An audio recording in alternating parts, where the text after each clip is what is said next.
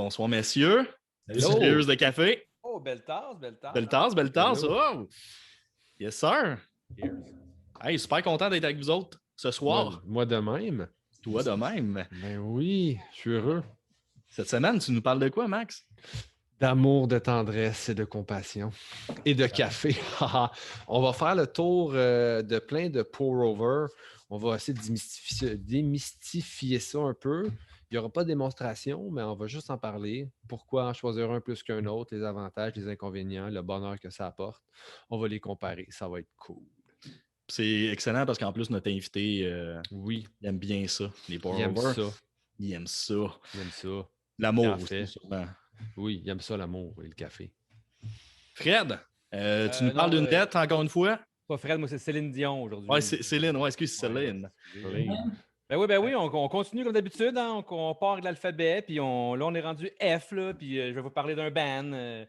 Vous donner un indice, ça commence par Face, ça finit par Face. C'est un petit indice, mais c'est ça, un peu d'histoire autour d'eux autres, là, mais yeah, je pense que c'est un band qui est populaire, là, mais vu que c'est ma chronique, c'est moi qui décide, là, mais on va voir. Et merci, Céline. Merci Plaisir. pour ces beaux moments. Oui. Sam, tu nous parles encore des années 90. Tu vas nous parler de quoi exactement? C'est Patrick Normand. Là. Wow. Ah ouais, Patrick, excuse, Pat. Hey, Pat, tu nous parles de quoi? Oui, Il est où Pat, ton foulard, Patrick? ouais, il va continuer un peu la suite du dernier, de ma dernière chronique avec No Use for a Name. Je vais continuer la même année avec le premier show de la Wagon, Strung Out et Chicks de Git. Après ça, on va continuer jusqu'au premier show de NoFX au Spectrum. Cool. C'est-tu le moment que le cœur devient moins lourd? Quand on est en amour? Cœur de moi. Ouais, pas une permanente. Oh, Fred, il se laisse aller. Là. On voit le Céline qui sort de lui. Là. Ah, cool. Hey, puis avant qu'on présente notre invité, Max, j'aimerais ça que tu nous parles d'un petit projet secret qui est plus tant secret avec les... Oui, on vient de livrer notre premier 20 litres. Oui, c'est ça.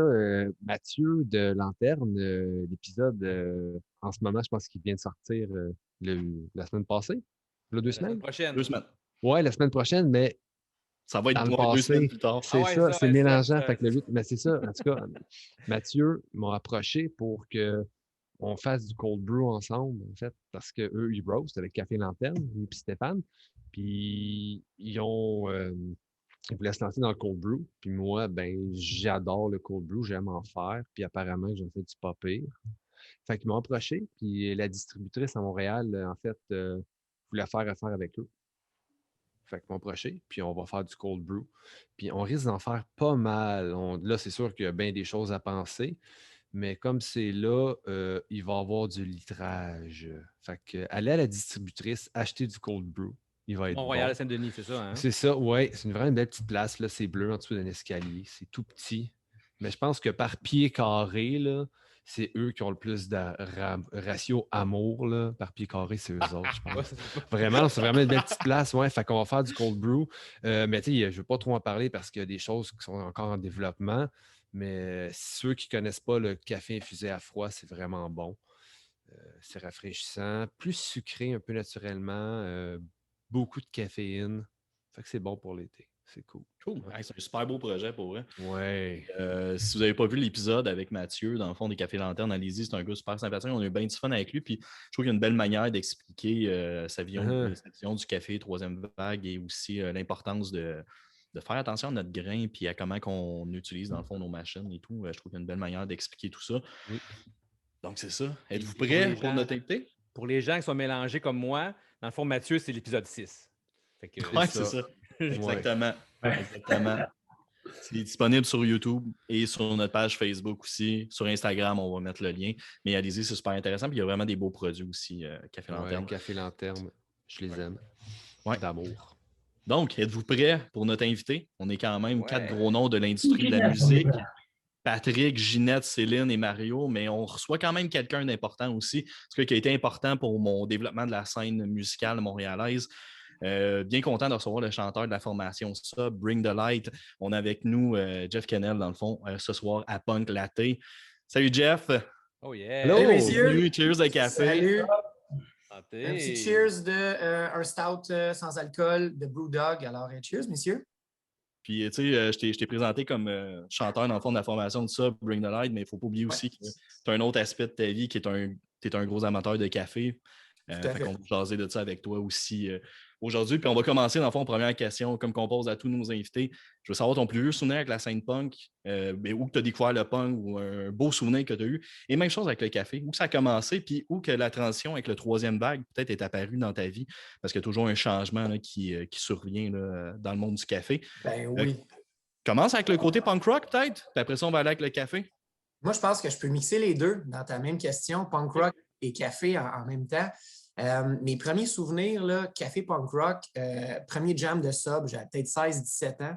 Et Martin et Steph, qui sont un peu plus vieux que moi, mais pas tant que ça, mais quand même juste assez, arrivaient au local avec des gros mugs là, de café, puis Tim Hortons, plein de trucs, là, puis du café. Moi, je ne comprenais pas. Je ne voyais aucun intérêt d'aller jammer, de prendre un café, mais eux, ils carburaient sur le café. T'sais. Très Descendants, très Hall là, comme attitude. On prend du café puis on se prime avec ça. T'sais. Je ne comprenais pas parce que pour moi, le café, ça sentait bon. Je trouve que ça sent encore très bon. Mais à cette époque-là, là, je trouvais ça dégueulasse. C'était vraiment, là, c'était un liquide, c'était chaud. Ça me donnait mal au ventre, probablement. C'était comme, j'avais pas d'intérêt. À 16-17 ans, j'étais pas mal plus. Donnez-moi de l'alcool, puis qu'on va sortir d'un bar, puis on va triper, puis il y a une jeunesse à vivre.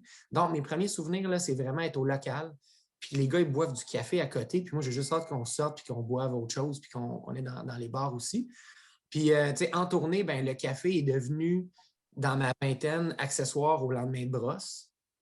Donc, le café était, quand on avait du temps à faire en van, puis que c'était moi qui étais copilote, puis on avait une couple d'heures à faire, ben, c'était de me prendre un café. Je ne trouvais pas ça nécessairement très, très bon, mais on y allait pour l'effet que le café donnait à ce moment-là pour nous réveiller. T'sais, on se le faisait dire une grosse brosse, écoute, un bon café, ça va replacer. Le bon café dans les prairies, c'est un Tim Hortons, fait que c'est pas extraordinaire. Là. Donc, alors ça, c'est vraiment, je me souviens, anecdote là, de café dégueu de prairie là, avec Jeff Lagu, le drummer, qui était en train de chauffer. Puis on avait pris comme déjà là, 2 bons cafés, puis on cognait des clous, il fallait se rendre à la prochaine destination, il fallait aller gazer, tout ça. Puis Jeff, il me dit, on se met-tu un wake-up dans le café? on avait acheté au Walmart là, une espèce des petits wake-up. Là. On met ça dans notre café, puis le cœur qui débouche. Puis on le crisp, puis on ne se sent pas bien, mais on était réveillés. Fait que, le café était très utilitaire. Il n'y avait aucune dégustation. Là. C'était ça réveille, on prend ça, puis après ça, c'est pour aller dans un cycle d'alcool et de café, et d'alcool et de café. Donc, c'était ça au début, là, pas mal. La vie saine, c'est une belle vie saine. Là, une belle hygiène de vie. Un peu de malbouffe, un peu de café, un peu d'alcool, puis on tourne ça ensemble, c'est épouvantable. Mais on s'entend que là, ça, c'est 17, 18, 19, 20 ans. C'était vraiment ça, là, le beat de vie. Là. Très cool. Puis, les premiers souvenirs punk rock, ben, c'est NoFX au Spectrum, tu sais. C'est NoFX au Spectrum, puis c'était le show Fouf où Fat Mike, je pense qu'il avait dû reporter parce qu'il s'était blessé. T'as cassé la jambe en snow. T'as cassé la jambe en snow. Tu sais, c'était un petit show Fouf qui, après ça, il y a la grosse vague 94-95 à peu près, là, NoFX dans le tapis au Québec, puis le Spectrum rempli. Puis je me souviens de Fat Mike arrive sur le stage, puis il parle pendant 10 minutes parce que c'est Fat Mike. Là, puis tout le temps, il jase. Puis il se retourne vers LFA, puis là, il commence like No Leon, tu sais. Puis je me rappelle, il y a une espèce de pit de gens qui se pitchent vers la scène. Je regarde ça, puis je me dis, hey, ça, là, moi, ça me tente de faire ça aussi. Tu sais. Fait que donc, ça a été, là, ça, c'était avant ça, en fait. Là, ça me tente de vivre ce que lui vit au Spectrum. Puis une couple d'années plus tard, ben, on l'a fait une couple de fois, nous autres aussi. Donc, c'est des beaux souvenirs, le NoFX au Spectrum, puis avec la tournée avec le café, ben, c'était avec ça. Là, ça a été les débuts d'un café, c'est plus tard que le Third Wave est arrivé. Puis c'est drôle que tu parles du Spectrum parce que moi, un souvenir que j'ai de Sub, moi et Max, on est plus jeunes que les autres. Là, je me rappelle Sub sold out au Spectrum avec Map. Tu sais, ça avait pas. Tu sais, j'avais vu MXPX, mettons, 2 ans avant, sold out aussi, mais là, j'avais un band du Québec qui sonnait comme les gros bands qu'on écoute, mais qui nous parlait en bon québécois. Il y avait comme de quoi de magique. Je trouve que c'était un moment qui était unique. Puis, tu sais, c'est cool que vous avez fait partie dans le fond. C'est ça qui lâchait un tabarnak! Ah ouais, ma gang de tabarnak, là. Puis, tu sais, on venait. C'était irréel, tu sais. On n'a jamais. C'était pas ça le plan, tu sais. sais, quand Until the Party Ends est sorti, puis que la gang de Stomp et Greenland a dit, écoute, on va vous faire le Spectrum. On a dit, man, on faisait même pas l'X sold out. Là. Pourquoi on ferait le Spectrum? Non, mais les gars, vous êtes là, on l'essaye. Puis il y a eu une espèce d'effet d'entraînement que, OK, ben, la journée du show, on s'est fait dire que c'était sold out, tu sais. On n'en revenait pas. C'était pas, Non, c'était puis, pareil. c'était pas ça le plan. Cette époque-là, vous étiez sa wave. Tu sais, comme ça arrivait dans le temps, je parlais beaucoup avec Mitch De Palma de Warner Canada. Ben oui, Mitch, ben oui. On parlait de vous autres, tu sais, puis il dit, man, Sub, là, ils ont joué à Radio, Musique Plus dans le tapis, puis dans le temps du Spectrum, puis ils ont été à ça, man, de popper un peu, tu sais, je veux pas dire à la Simple Plan, là, mais tu sais, il en manquait pas gros, là, puis vous pognez à vague, puis que ça débloquait comme. L'avez-vous senti, vous autres, autour de vous, qu'il y avait comme un peu un genre de buzz, puis vous étiez pas loin, puis à un moment donné, la job prend le dessus, ou la famille, ou qu'est-ce qui a fait à un moment donné que, ben là, gars, ça n'a pas embarqué, tu sais, là, ou... Ben, c'est qu'à un moment donné, tu te retrouves avec un entourage, tu sais. Parce que quand on jouait à Musique Plus, là, on a commencé à avoir une compagnie de gérance, puis management. Puis là, c'est là que tu commences à te dire, hey, ça se peut peut-être. Peut-être nous autres, tu sais. Puis tu te le fais dire beaucoup. Ça fausse ta vision de ce que tu vaux vraiment. Parce que tout le monde veut que ça marche. Parce que ceux qui vont te faire fonctionner, ils vont en bénéficier aussi. Fait que là, tu te dis que tu es bon et que ça va marcher. Mais quand à un moment donné, tu t'es donné le temps et que ça ne fonctionne pas, ben, le downfall fait mal aussi parce que là, tu réalises que OK, ça n'arrivera pas. Ça n'arrivera pas, cette histoire-là. Et là, moi, je m'étais donné des objectifs de vie aussi que j'avais commencé un bac en enseignement. Tu sais, je voulais faire ça aussi. Puis je le voyais très bien que le genre de vie de tournée que moi, je vivais comme un épée dans la vingtaine, ça ne menait pas loin, là. Tu sais, c'était la grosse vie sale tout le temps. Puis j'avais besoin d'avoir un plan B. Puis à un moment donné, quand il est arrivé un temps avec ça où tout ce qui était supposé d'arriver n'arrivait pas comme on voulait, bien là, j'ai pris une pause, j'étais allé finir mon bac. Puis, tu sais, il y a eu des beaux moments avec ça après, mais je pense qu'à un moment donné, c'est un concours de circonstances. Je ne sais pas pourquoi ça n'a pas été notre tour, mais je pense que ça a été notre tour aussi parce qu'on s'attendait même pas à faire un Spectrum. On a eu déjà là, début vingtaine, j'avais déjà accompli beaucoup plus en musique que ce que j'avais prévu. C'était pas prévu, ce parcours-là. C'était pas un parcours prévu. Là. Ça va vite. Mais moi, je suis d'accord de dire que ça, dans le fond, ce que vous avez atteint, c'est quelque chose de gros parce que dans le sens que pour moi, vous avez marqué quelque chose dans mon univers musical. J'ai du monde autour de moi, que ce soit ma blonde, que ce soit des amis, que ce soit peu importe. On a tous été marqués par ça. Puis ce qui est nice, c'est que j'ai le filleul à ma mère, dans le fond, il a 10 ans de moins que moi, puis il vient de découvrir ça. Parce qu'il a commencé ses shows punk rock, puis l'année passée, il y a 2 ans, on est allé à Victoriaville, au Rock La Cause. Puis il vous a découvert là, puis là, il m'en parle encore, puis là, il sait que on est en entrevue à soir. Il dit demande s'il va refaire des shows, puis tout. Puis, mais c'est ça, puis je salue Kev là, en passant, puis mais c'est ça, puis c'est un amateur de café aussi, mais c'est ça, il vient de découvrir, puis déjà, vous êtes dans son top de Ben qui viennent de découvrir, puis très vraiment, fait que oui, vous avez un impact, puis un impact sur la scène québécoise, c'est ça.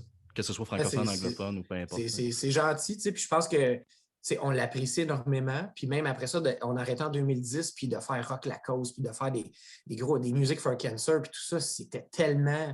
Tu sais, c'est un extra. Tout ça, c'est juste un extra pour nous. Tu sais, c'est des petits gars qui jammaient dans un local du quartier Saint-Eugène à Saint-Jean-sur-Richelieu, qui sont partis en tournée au Japon, en Europe, puis qui ont vendu des... Tu sais, je le dis là, puis j'ai l'impression que c'est quelqu'un d'autre qui m'explique tout ça, tu sais. Fait que je pense que je n'ai jamais assez de gratitude pour exprimer tout ce que j'ai vécu, mais je regarde avec ça avec une très grande fierté, puis on regarde en avant avec d'autres projets, mais tu sais, c'est ça, je pense pas qu'il va y avoir d'autres spectacles. Je croirais vraiment pas qu'on fasse autre chose, mais tout ce que je regarde qu'on a fait, je suis super fier, je regarde les lives qu'on a fait, puis c'est pas parfait, mais je suis content du parcours qu'on a, puis tant mieux, des belles histoires de gens qu'on a influencé leur vie. Moi, je peux pas croire que ça arrive, ces histoires-là, puis j'en entends. Le dernier show qu'on a fait à London, à Caldy Office, qui est comme un endroit assez important en Ontario, tous les bands passent là, tu sais. Puis, il y a une fille qui vient me voir, puis elle pleurait. Au dernier show de sub, elle vient me voir, puis elle pleure. Puis je suis comme, tu sais, pleure pas pour un show de sub. Ça pas il y a des affaires pires que ça. Ta vie est triste. Elle dit, c'est pas vraiment le fait que ça soit le dernier show de sub qui fait que je pleure, c'est que toutes les autres fois que je suis venu vous voir, je venais avec une de mes meilleures amies. Puis, dernièrement, la vie a fait qu'on ne se voit plus. Puis là, je suis venu tout seul vous voir, tu sais. Fait qu'elle dit, j'ai vu une peine de tous mes souvenirs de mon amie que j'emmenais voir le show à Caldy Office. Elle n'est plus là, et puis avec moi, je m'ennuie d'elle, puis je ne vous reverrai plus, tu sais. Fait que là, il y avait des émotions comme ça qu'on vivait fois 1000. Puis on se dit, écoute, tu sais, qu'est-ce que je peux dire à ces gens-là? Ben, j'ai été the soundtrack of your life, tu sais. Tu ne peux pas croire à ça. Mais c'est plein de gratitude. Puis ben merci. Tant mieux, tu sais, si j'ai pu t'accompagner dans une partie de ta vie. J'ai jamais pensé que je pouvais toucher les gens comme ça. Mais c'est fois 1000 que je le reprends, puis on se fait un hug. Parce que dans ce temps-là, on avait le droit de se prendre. C'était légal, ouais. C'était légal de c'est ça. Ouais. Cool. Puis, tant mieux. C'est juste une belle, plein d'émotions qu'on reçoit aussi après là, avec ça. Là. C'est cool. Ouais. Puis en plus, avec les vinyles qui commencent qui sortent, c'est comme, on a comme un regain. Pour revenir au café, par contre, là, on a parlé de l'aspect un peu plus punk rock. Je suis curieux juste parce que là, tu as parlé, le Third Wave est arrivé plus tard. Je suis curieux, c'est quoi ton premier café Third Wave? Ça a été quoi ton premier coup de cœur? Tu as fait comme, oh, OK, là, on est loin du Tim Hortons. On est loin de juste, boire du café pour avoir de l'énergie. Oui, bien, c'est arrivé beaucoup plus tard dans ma vie d'adulte, là, je vous dirais. Là. Attends, il y a comme. Qu'est-ce qui se passe? Ben, c'est parce que ça. Il y a comme un enfant qui pleure. Oui, ça arrive, ça arrive. Tu C'est peux aller voir ton enfant qui pleure aussi. S'il n'y a pas de sang, ça pleure pour rien. Oui, mais c'est ça, je me dis, là, c'est ça qui arrive. Là. Mais écoute, qu'est-ce qui se passe? Et ça regardait tantôt, là, et ça regardait des trucs de TikTok, puis là, il y avait quelque chose qui s'avait passé, puis là, maintenant, on pensait que ça fait que. À faute à TikTok, ça. Ouais, moi, dans le fond, je pensais que si c'était de ma faute personnellement, là, je n'étais pas intervenu, mais là, c'est TikTok. Il va falloir que TikTok s'arrange. Et qui, toi, pour contrôler TikTok? Hein? C'est plus gros que nous autres. Bon, écoute, alors, on va reprendre quand même. On va suivre. Toi, je te souhaite une bonne nuit.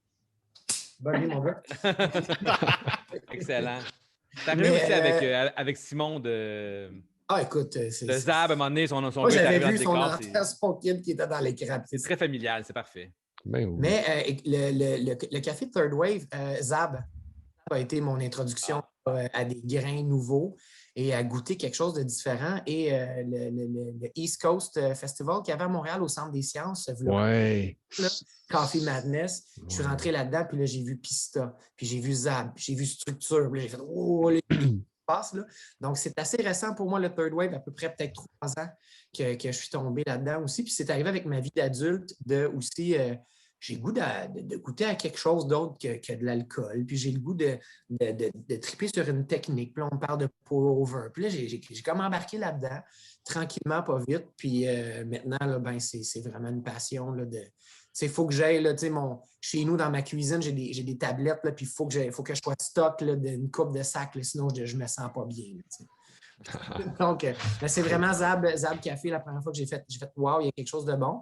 Et la première fois que j'ai bu du geisha aussi, c'était Huckleberry du Colorado. Puis là, j'ai fait OK, là, il y a quelque chose que mon corps n'était pas prêt à la texture, les saveurs aussi, ça surprend.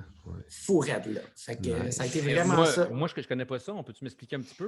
Ben, c'est une variété, en fait. Si je ne me trompe pas, c'est originaire de l'Éthiopie, je crois. Éthiopie, oui. Oui, c'est ça. Mais c'est une variété qui est très, très prisée, en fait, surtout au Panama. Puis c'est probablement la variété qui se vend le plus cher là, dans l'histoire du café, là, de spécialité. Je pense qu'il y a une année, il y a comme... C'est vendu comme 600 quelques piastres US pour une livre. Là. J'imagine que je ne sais pas ça de quelle quantité, mais à la livre, c'était ça, 600 quelques piastres US. La livre de café vert. Fait que je ne sais pas combien pèse une poche de café exactement, à peu près, mettons, 150 livres. Là. Fait que fois 600 piastres US plus le goût du shipping. Je ne sais pas qui l'a acheté et combien qui vendait sa tasse de café, mais écoute, ça devait être une fortune. Mais sinon, c'est un café qui est vraiment bon. Écoute, pour l'avoir goûté quand même quelques sortes, là, c'est tout le temps bon. C'est pas mal le meilleur. Ouais, et je te dirais, pour te décrire un peu c'est quoi, parce que là, tu sais que ça coûte cher, là, mais ce que ça goûte en bouche, je te dirais, c'est très floral. En tout cas, celui que j'ai pris. J'ai l'impression de boire ça se rapproche du thé. Je ne sais pas si vous autres, vous avez le même feeling. Ben, un peu, oui. Lequel t'as goûté, Seb, sur le Kantuk? Celui du Kantuk, puis avec le gars du Kantuk. C'est celui-là, il y a comme 2 semaines, OK. Oui, le Kyoto, oui. Écoute, c'est pour vrai, mais lui, il y a un qui était quand même très abordable pour un geisha. Je capotais sur le goût. J'en ai payé des plus chers qui étaient bons, mais je dirais comparable vraiment à celui-là, point de vue goût, je comprends pas pourquoi il n'était pas plus cher. Là. Mais il ne faut pas leur dire. Non, c'est ça, il ne faut pas leur dire. Non, c'est ça. Continuez à Le prix est baisser très vos bon, le prix. prix est raisonnable. Là, Oui, ça le peut prix est être un peu moins raisonnable, cher. mais pour vrai, non, c'est. Écoute, tu peux payer Brûlerie du Quai, ils en vendent en ce moment. Il y en a un qui est en spécial, 100$ le 200 grammes. Ah, J'ai pas eu le droit de me l'acheter cette année, malheureusement. Je suis fâché. mais pour vrai, tu sais, moi, c'est le genre de café que j'aurais le goût d'acheter, mais il y a. Tu payes pas juste pour le nom, mais tu sais, c'est toute la qualité, l'amour. Le L'histoire en travail. arrière un peu aussi. Oui, c'est ça aussi. Mais tu le vois sur Internet, je suis allé voir sur au Panama, la ferme, là, tu peux voir combien que les lots se sont vendus. Les encanteurs, combien ils ont payé. Il y en a qui payent des fortunes. C'est incroyable. Mais tu as un café, écoute, le goût, c'est ça, comme Seb dit, c'est floral, c'est délicat, le mouthfeel est vraiment écœurant. C'est juste te donner une idée, Fred. D'habitude, moi, je mets tout le temps du lait là, dans mes cafés, que ce soit filtre ou peu importe. Lui, j'en ai pas mis. Tu mets pas de lait dans un C'était geisha. doux en bouche, c'était fou. Puis Jamais. le barista qui était là, qui nous l'a fait en Chemex, il me dit tu sais, ça te fait penser à quoi quand tu bois ça? Tu t'imagines où, comment, tu sais? Puis je fais, honnêtement, après une gorgée, moi, j'étais avec des amis, j'étais en train de jouer à des jeux de société, je bois mon geisha, bien tranquille. Il y a comme une vibe très, comme je te dis, comme si tu buvais un thé, là, tu sais, bien relax. C'est comme une petite musique de fond. C'est zen, on dirait. Bon, je sais pas, c'est comme un feeling, c'est autre chose. C'est sûr une que autre c'est pas du expérience. LSD que tu as pris. Ouais, c'est ça. Ouais. Champoncho. Avec ça. Ouais. T'as raison Il y avec avait le des côté. cheveux longs, mais. Mais t'as raison avec le côté très rituel avec le geisha. Moi, je peux pas boire ça la semaine. Étrangement, pour moi, c'est un café de fin de semaine. Je prends le temps de le faire et je le déguste. Je me fais pas un pour-over de geisha à 6h40 avant de partir. Moi, je l'ai fait avec le Cantuk pour aller au travail. Je l'ai fait goûter à un de mes collègues. Puis, sa construction, on commence à 6h. Fait que, moi, à 5h30, je fais mon petit pour-over. On l'a bu tout de suite après. Mais c'est ça, c'est quand même plus un café de fin de semaine. Il y a un rituel souvent avec le café, mais quand tu as un café comme ça, tu veux l'amener au rituel, vraiment prendre ton temps, t'appliquer. Puis je trouve que c'est en pour-over qui sort le mieux. Une effusion manuelle, c'est là que tu as le plus toutes les saveurs. J'imagine qu'un espresso, il peut être bon, mais j'ai pas voulu l'essayer. De un, parce que j'ai pas voulu perdre. Si, exemple, j'arrive pas pile ces bons ajustements de mon moulin, puis je manque ma shot, puis je le sais qu'elle sera pas bonne, je vais être fâché parce que je vais avoir scrappé un café vraiment écœurant. Fait que je le fais en filtre. Je trouve qu'en filtre, il est meilleur. Tu as tous les arômes, tu as le temps de le boire. Tandis qu'un espresso, 2-3 gorgées, c'est fini. C'est pas rendre justice avec le temps d'infusion. Ça se fait, mais ça ne rendrait pas justice. Non, c'est ça. Tu as dit, Sam? Espresso avec le geisha. As-tu un problème avec ton micro, Sam? On t'entend mal. Vous m'entendez pas? On t'entend mal. Je pense qu'on t'entend plus du room que du micro, je crois. Ouais. Ouais, vas-y donc, gratte-donc un peu ton micro. Ouais, c'est ça. Non, je pense que c'est ton ordi qui Est-ce que tu connais le langage des signes? mais check, en attendant, check ton micro. On va arranger ça. De toute façon, c'est pas grave. D'habitude, c'est moi avec mon Wi-Fi, mais là, j'ai un nouveau router en passant, fait que ça risque de pas chier. C'est pour ça que t'es plus beau à matin, à soir, c'est ça? Merci, mais toi, c'est à cause de ton crewneck. Third Wave. Il est beau. Il est doux. Le crewneck est ordinaire. Fred, il est beau en tabac. Le crewneck, il est doux en tabac. Il est beau, puis il est doux. Ouais. Fait on va en profiter, on va faire un tour de table, savoir qu'est-ce que vous buvez ces temps-ci et ce que vous écoutez aussi. Fred, commence donc avec tout ça. Mais qu'est-ce que je bois aujourd'hui? De ce temps-ci, Petit Colombie, Zab. T'as un peu de misère, là. Ouais, la lumière on laisse souvent nos invités prononcer le nom des cafés, là. Fait que Jeff, ça tente. C'est la Esperanza. C'est ça, exactement. C'est parfait. Fait que, non, mais super bon, gars. Mon petit côté sucré, un peu d'amande, un peu de chocolat. Je le prends en espresso souvent, là, un petit cours, là. Un petit cours du midi, je l'aime bien là, avec un petit carré de chocolat. Là. Avec ton nouveau moulin, ça va bien? Avec mon nouveau moulin, ça va bien. Encore pas ajusté parfaitement. Là. J'attends de faire un FaceTime avec quelqu'un. Mais j'attends l'invitation. Moi, j'écoute. Mais je gosse avec, puis sérieusement, j'ai trouvé quelque chose. Assez que j'en ai parlé à mes voisins, puis que la fin de semaine passée, il a fallu que je fasse 6 cafés à 9h le matin. J'ai fait de take-out aux voisins. Ils tripaient, ils goûtaient à ça, puis ils capotaient bien raide. Ils ont vraiment dit ça n'a aucun bon sens comment ça peut changer le moulin. Puis je leur ai vendu un peu on a parlé avec Mathieu, puis Max Desmoulins, tout ça. Là, allez écouter ça n'a pas d'allure. Vous allez tout comprendre la game. Ouais. Fait que super bon moulin, super bon café. Puis ce que j'écoute, ça tombe bien, mais fraîchement arrivé. Il est beau, là. Il est beau en il plus. Est super beau, il est super bon. Puis j'écrivais ça dernièrement sur Facebook, sur la page de vinyle avec qui on est membre, une coupe de monde ici. Ouais. Puis, cet album-là me rappelle tellement la tournée qu'on avait faite avec. Vous jouez. C'était avant la sortie du EP, je pense, qu'on a fait avec Asota Jelly Bean, puis vous autres. Ça, puis My Big Wheel. Mais j'écoutais, là, puis j'avais des souvenirs de Rouen-Noranda, j'avais des souvenirs de plein d'affaires. Puis en même temps, j'ai même écrit à Martin, ton guitariste, par rapport à ça, puis là, il m'expliquait justement, non, il n'était pas encore sorti, mais on le jouait pas mal. Puis j'essayais de me rappeler, Almighty 10 était sur quoi avant? Elle était où, elle, cette tune-là? Parce que je la connais trop bien, puis elle n'était pas sur le EP original. À moi, c'était juste en show, là. Je sais pas. Ça, j'ai vraiment sur... Almighty 10 n'était pas sur I Step to Hell, je pense pas. Mais non, je regardais en plus, je me demandais non, pourquoi pas là-dessus. Je me dis, Jeff va savoir ça, mais gars, on ben va ça, passer Martin qui en a ça, il faut avoir Martin là, pour ça. Ouais, dans son dossier Excel, là, tout va être marqué. Moi, ces affaires-là, c'était un peu flou. Il y a déjà quelqu'un qui m'obstinait sur une toune. J'étais comme, ben non, puis il m'a sorti l'album. Je vais oups, tu sais, je ne suis pas faire là, pour ça. Vraiment, c'est moins ma tasse de thé. Non, puis assez, je ne veux pas trop embarquer là-dedans, là, mais Martin, il me disait, par rapport à ça, quand je parlais des souvenirs que vous avez apportés avec My Big Wheel quand on tournait ensemble souvent, que la toune SST, au début, le démo, quand vous dites le bout de My Big Wheel, tout ça, c'était plus Oh Donna et non Oh Sarah comme sur l'album. C'est ça. Ou en show ou en pratique. C'est une affaire que je ne savais pas, puis on a fait tellement des shows ensemble. Puis je disais non, je ne savais pas cette histoire-là. Puis je trouve ça très drôle, puis ça va tout rester ma meilleure tune quand même. Fait que... Des bons souvenirs avec cet album-là. Puis ça, c'est un autre privilège de Sub est terminé, puis quelqu'un de Anthony de People of Punk Rock qui dit vos albums en vinyle. Exact. Quel luxe! C'était écœurant. Puis... de recevoir tout ça. Je reçois les vinyles, comme je les écoute. Le Until the Party Ends bleu, je suis comme wow! C'est beau. Des pièces de collection pour moi. Mais non, c'est vrai. Puis vous faites plaisir en même temps. Puis c'est comme un souvenir. Puis là, sérieux, tu montres ça à tes enfants, ils ne comprennent même pas. Là, comme t'es là-dessus, tu chantes, t'es un vinyle. C'est quoi un vinyle? Non, vraiment. Mon gars, il appelle encore ça des CD. Fait qu'il dit comme un gros CD. Là. C'est un vinyle. Mais les enfants, ils ont compris l'ampleur, entre guillemets, que ça avait quand ils sont venus à Rock la Cause, puis ils se sont mis sur le bord du stage. Là.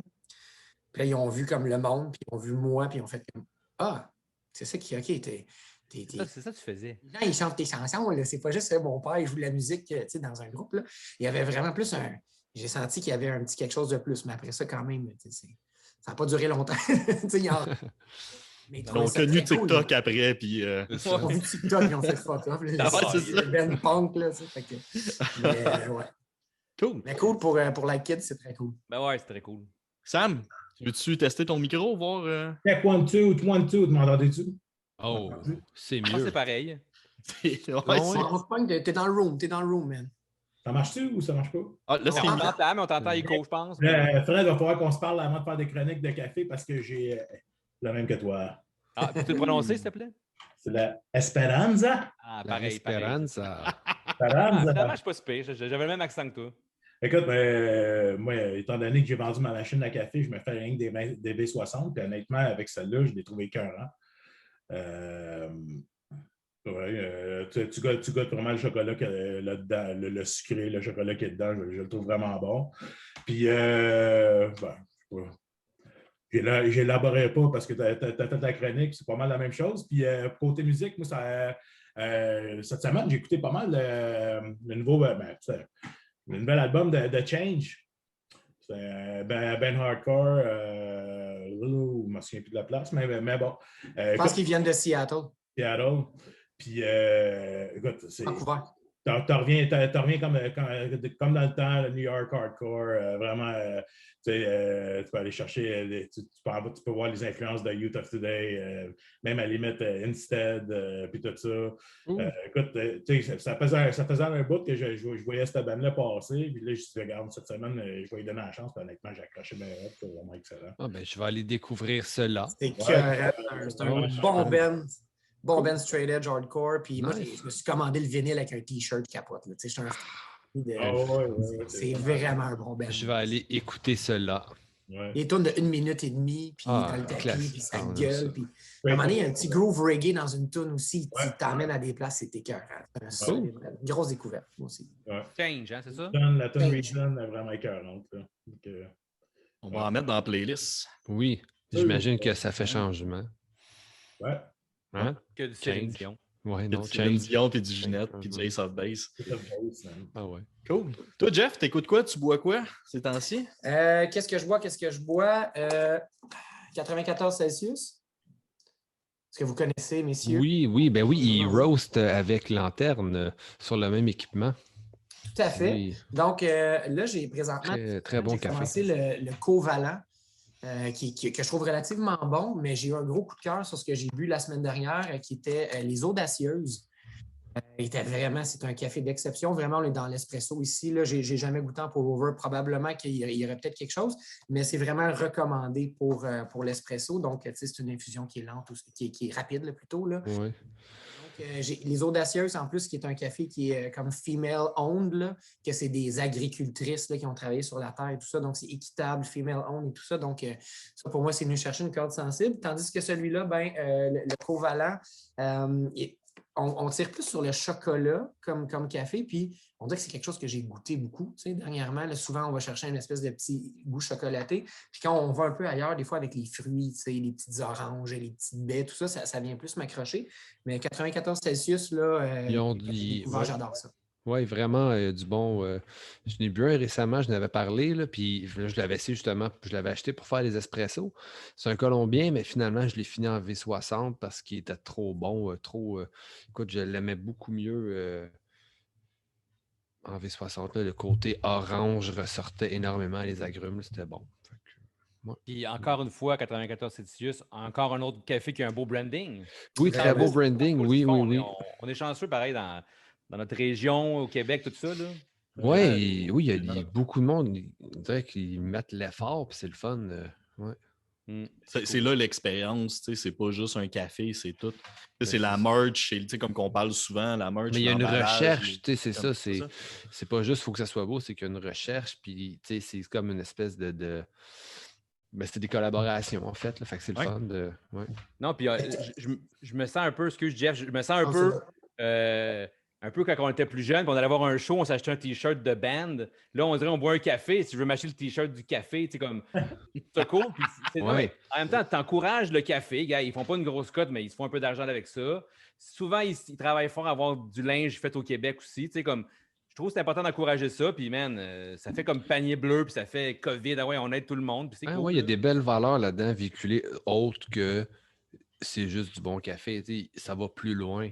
C'est très, très cool. C'est ça ton t-shirt brun, Tim Hortons, t'avais, là. Oui, c'est ça. Oui. T'écoutes quoi ces temps-ci, Jeff? Ben les affaires. J'ai des goûts assez éclectiques aussi là, musicalement. Je dirais le dernier l'album de Sudden Waves, qui est un groupe local aussi. Là. Oui, c'est bon, ça, c'est bon. Excellent groupe. Ça roule beaucoup. Chez nous, j'adore ça. Sinon, dans des affaires qui... Tu sais, je vais bien autant dans le reggae que dans le dub, dans le punk rock, puis aussi dans le hardcore, des fois très métal aussi. Puis là, ces temps-ci, je suis plus hardcore métal aussi qui tire. Nouveau Cannibal Corpse qui est sorti. Là, ils ont sorti deux singles. Puis ça me fait... Mon premier show que j'ai vu à vie, en 1993, genre, c'est Cannibal Corpse au Spectrum, puis ma mère était venue me porter. Au moins, t'as pas dit que ma mère était avec moi. Non, on était deux amis, on était 3 amis, un petit groupe. Là. On nous avait laissé au port du Spectrum. Mon père et elle étaient allés manger. Puis moi, c'est là, la fonte montréalaise, j'ai genre 14 ans. Là. Puis ils ont les cheveux longs, puis c'est du death metal. Là. Ça a été tout un clash, mais ça a été ma première expérience. Quand je réécoute encore Cannibal Corpse, pour moi, c'est une petite fibre là, de musique ultra metal. Puis sans compromis. Oui, carrément. Très théâtral. Musical, Southern Waves, là, ces temps-ci, c'est pas mal ça qui tourne. Autant dans mon entraînement que dans l'auto, tout ça, c'est ça qui roule présentement. Cool. Ouais. Max, tu bois quoi et t'écoutes quoi? Ben, j'ai commencé avec ce que j'écoute. Je vais vous le présenter. J'ai ça ici. Les Pingouins. Yes. Moi, c'est un band que j'ai tout le temps aimé quand j'étais jeune. C'est pas un des rares bands francophones. Je ne suis pas un gros triple de musique francophone, mais Vilain Pingouin, j'ai tout le temps aimé ça. Puis quand ils ont refait la réédition en vinyle, j'étais tellement heureux. J'écoute ça. Ça me, je sais pas, ça me rappelle mon enfance, mais je trouve que ça a tellement bien vieilli. Vraiment? C'est vraiment, même son album solo qui fait. Oui, il y en a deux. Bon, là. Oui. En tout cas, moi, j'aime beaucoup cet artiste-là. Là. Il y a une bonne fête également. Il n'y a pas beaucoup de groupes que j'écoute autant de quand j'étais jeune, puis encore aujourd'hui. Puis lui, chaque fois que je l'écoute, je suis heureux. Dans l'auto, à la maison. Je trouve ça cool. Non, puis moi, avec, j'ai le vinyle, puis je me l'ai acheté quand il est sorti, puis en l'écoutant, puis je suis plus vieux que toi, puis moi, ça m'a tellement rappelé des souvenirs, puis c'est un band, justement, Musique Plus, ça jouait, le train, tout ça, la guitare sur le top du train. Non, c'est cœur, hein? C'est comme Vilain Pingouin à l'Arena à Beaubriand. Ah oui. Non, puis c'était gros, là. C'était gros. Ben oui. Moi, il y a 4 artistes québécois que j'écoute, autres, c'est francophones. Moi, c'est Patrick Normand, Ginette Renault, Céline Dion, Mario Pelcha. Non, Vilain Pingouin. Puis tes avec toi ce soir, c'est cool. Mario. Oui, Mario. Non, mais Vilain Pingouin, ouais. Puis le dernier album de Rudy Kaya, il a été, je pense, je ne me trompe pas, produit par Hugo Moody, chanteur de St. Catharines, puis il chante certaines chansons aussi avec Kaya.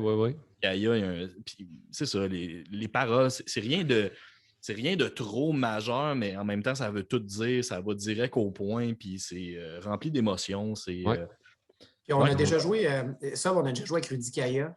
Puis moi, j'étais starstruck en temps. Tu sais, là, dans les loges, il arrive, bien low profile, il fait ses trucs. Puis j'étais comme, c'est le gars de Vilain Pingouin. Je trouvais ça vraiment hot. J'étais petit cul là, quand j'écoutais ça. Puis c'est lui qui est venu vers moi. Tu sais, puis j'aime ça ton band. Puis je suis content de jouer avec vous autres. J'étais comme, non, t'as pas le droit. Tu peux pas me dire que t'es. Attends, on recommence. Moi, je trouve ça en crime de te voir, d'être dans une petite loge ensemble et de partager quelque chose. Là.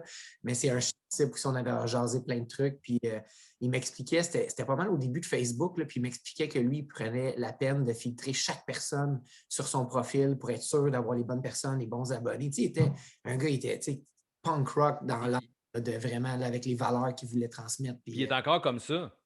Parce qu'il est sur la page Facebook du groupe Vinyle, puis il y a bien du monde, des fois, qui le tag, puis il prend le temps de répondre, puis de dire des affaires, puis...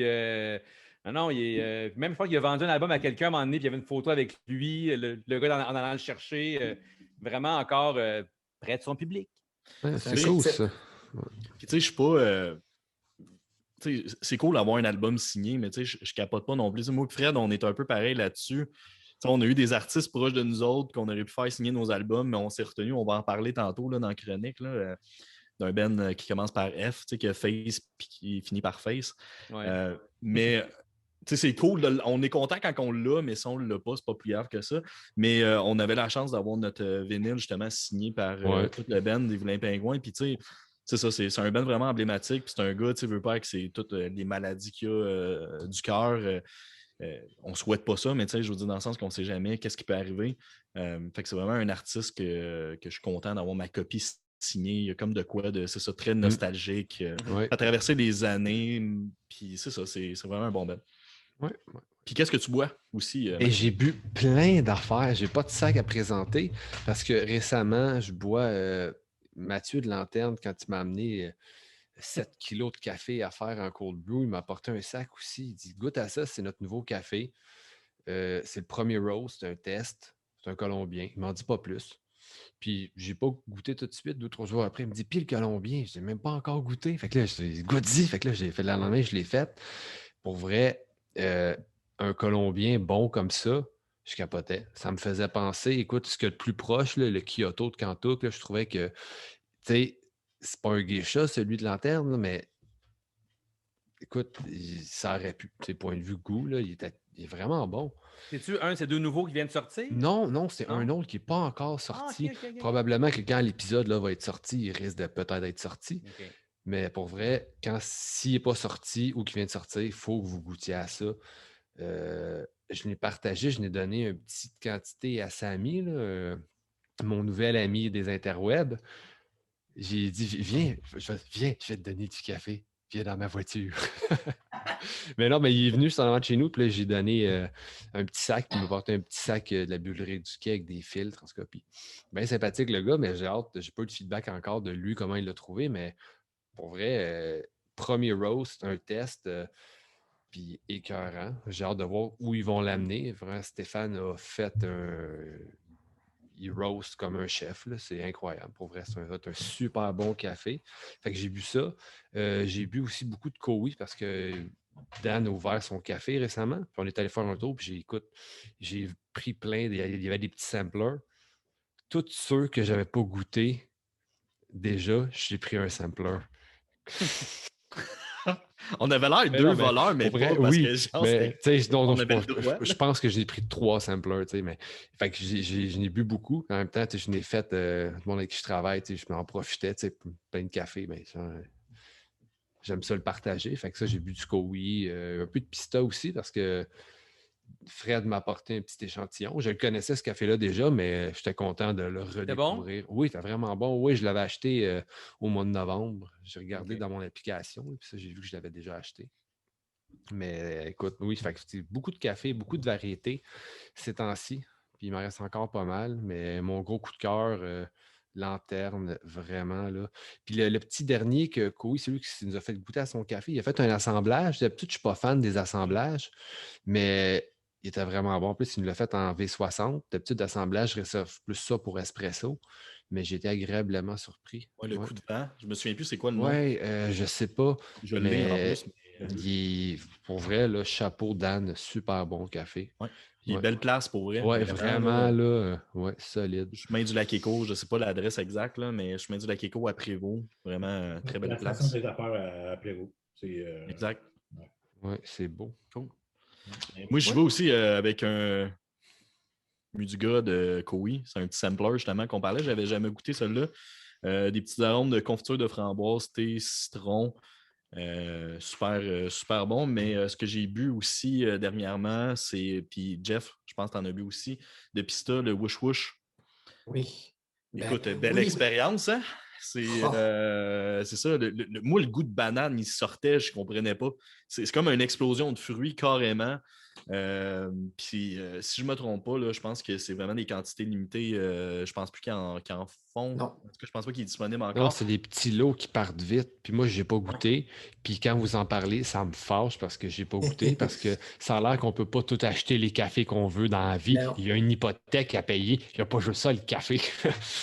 Mais on dirait JF Mercier qui se fâche. le Woosh Woosh était très bon, mais le meilleur, c'était Mandarine.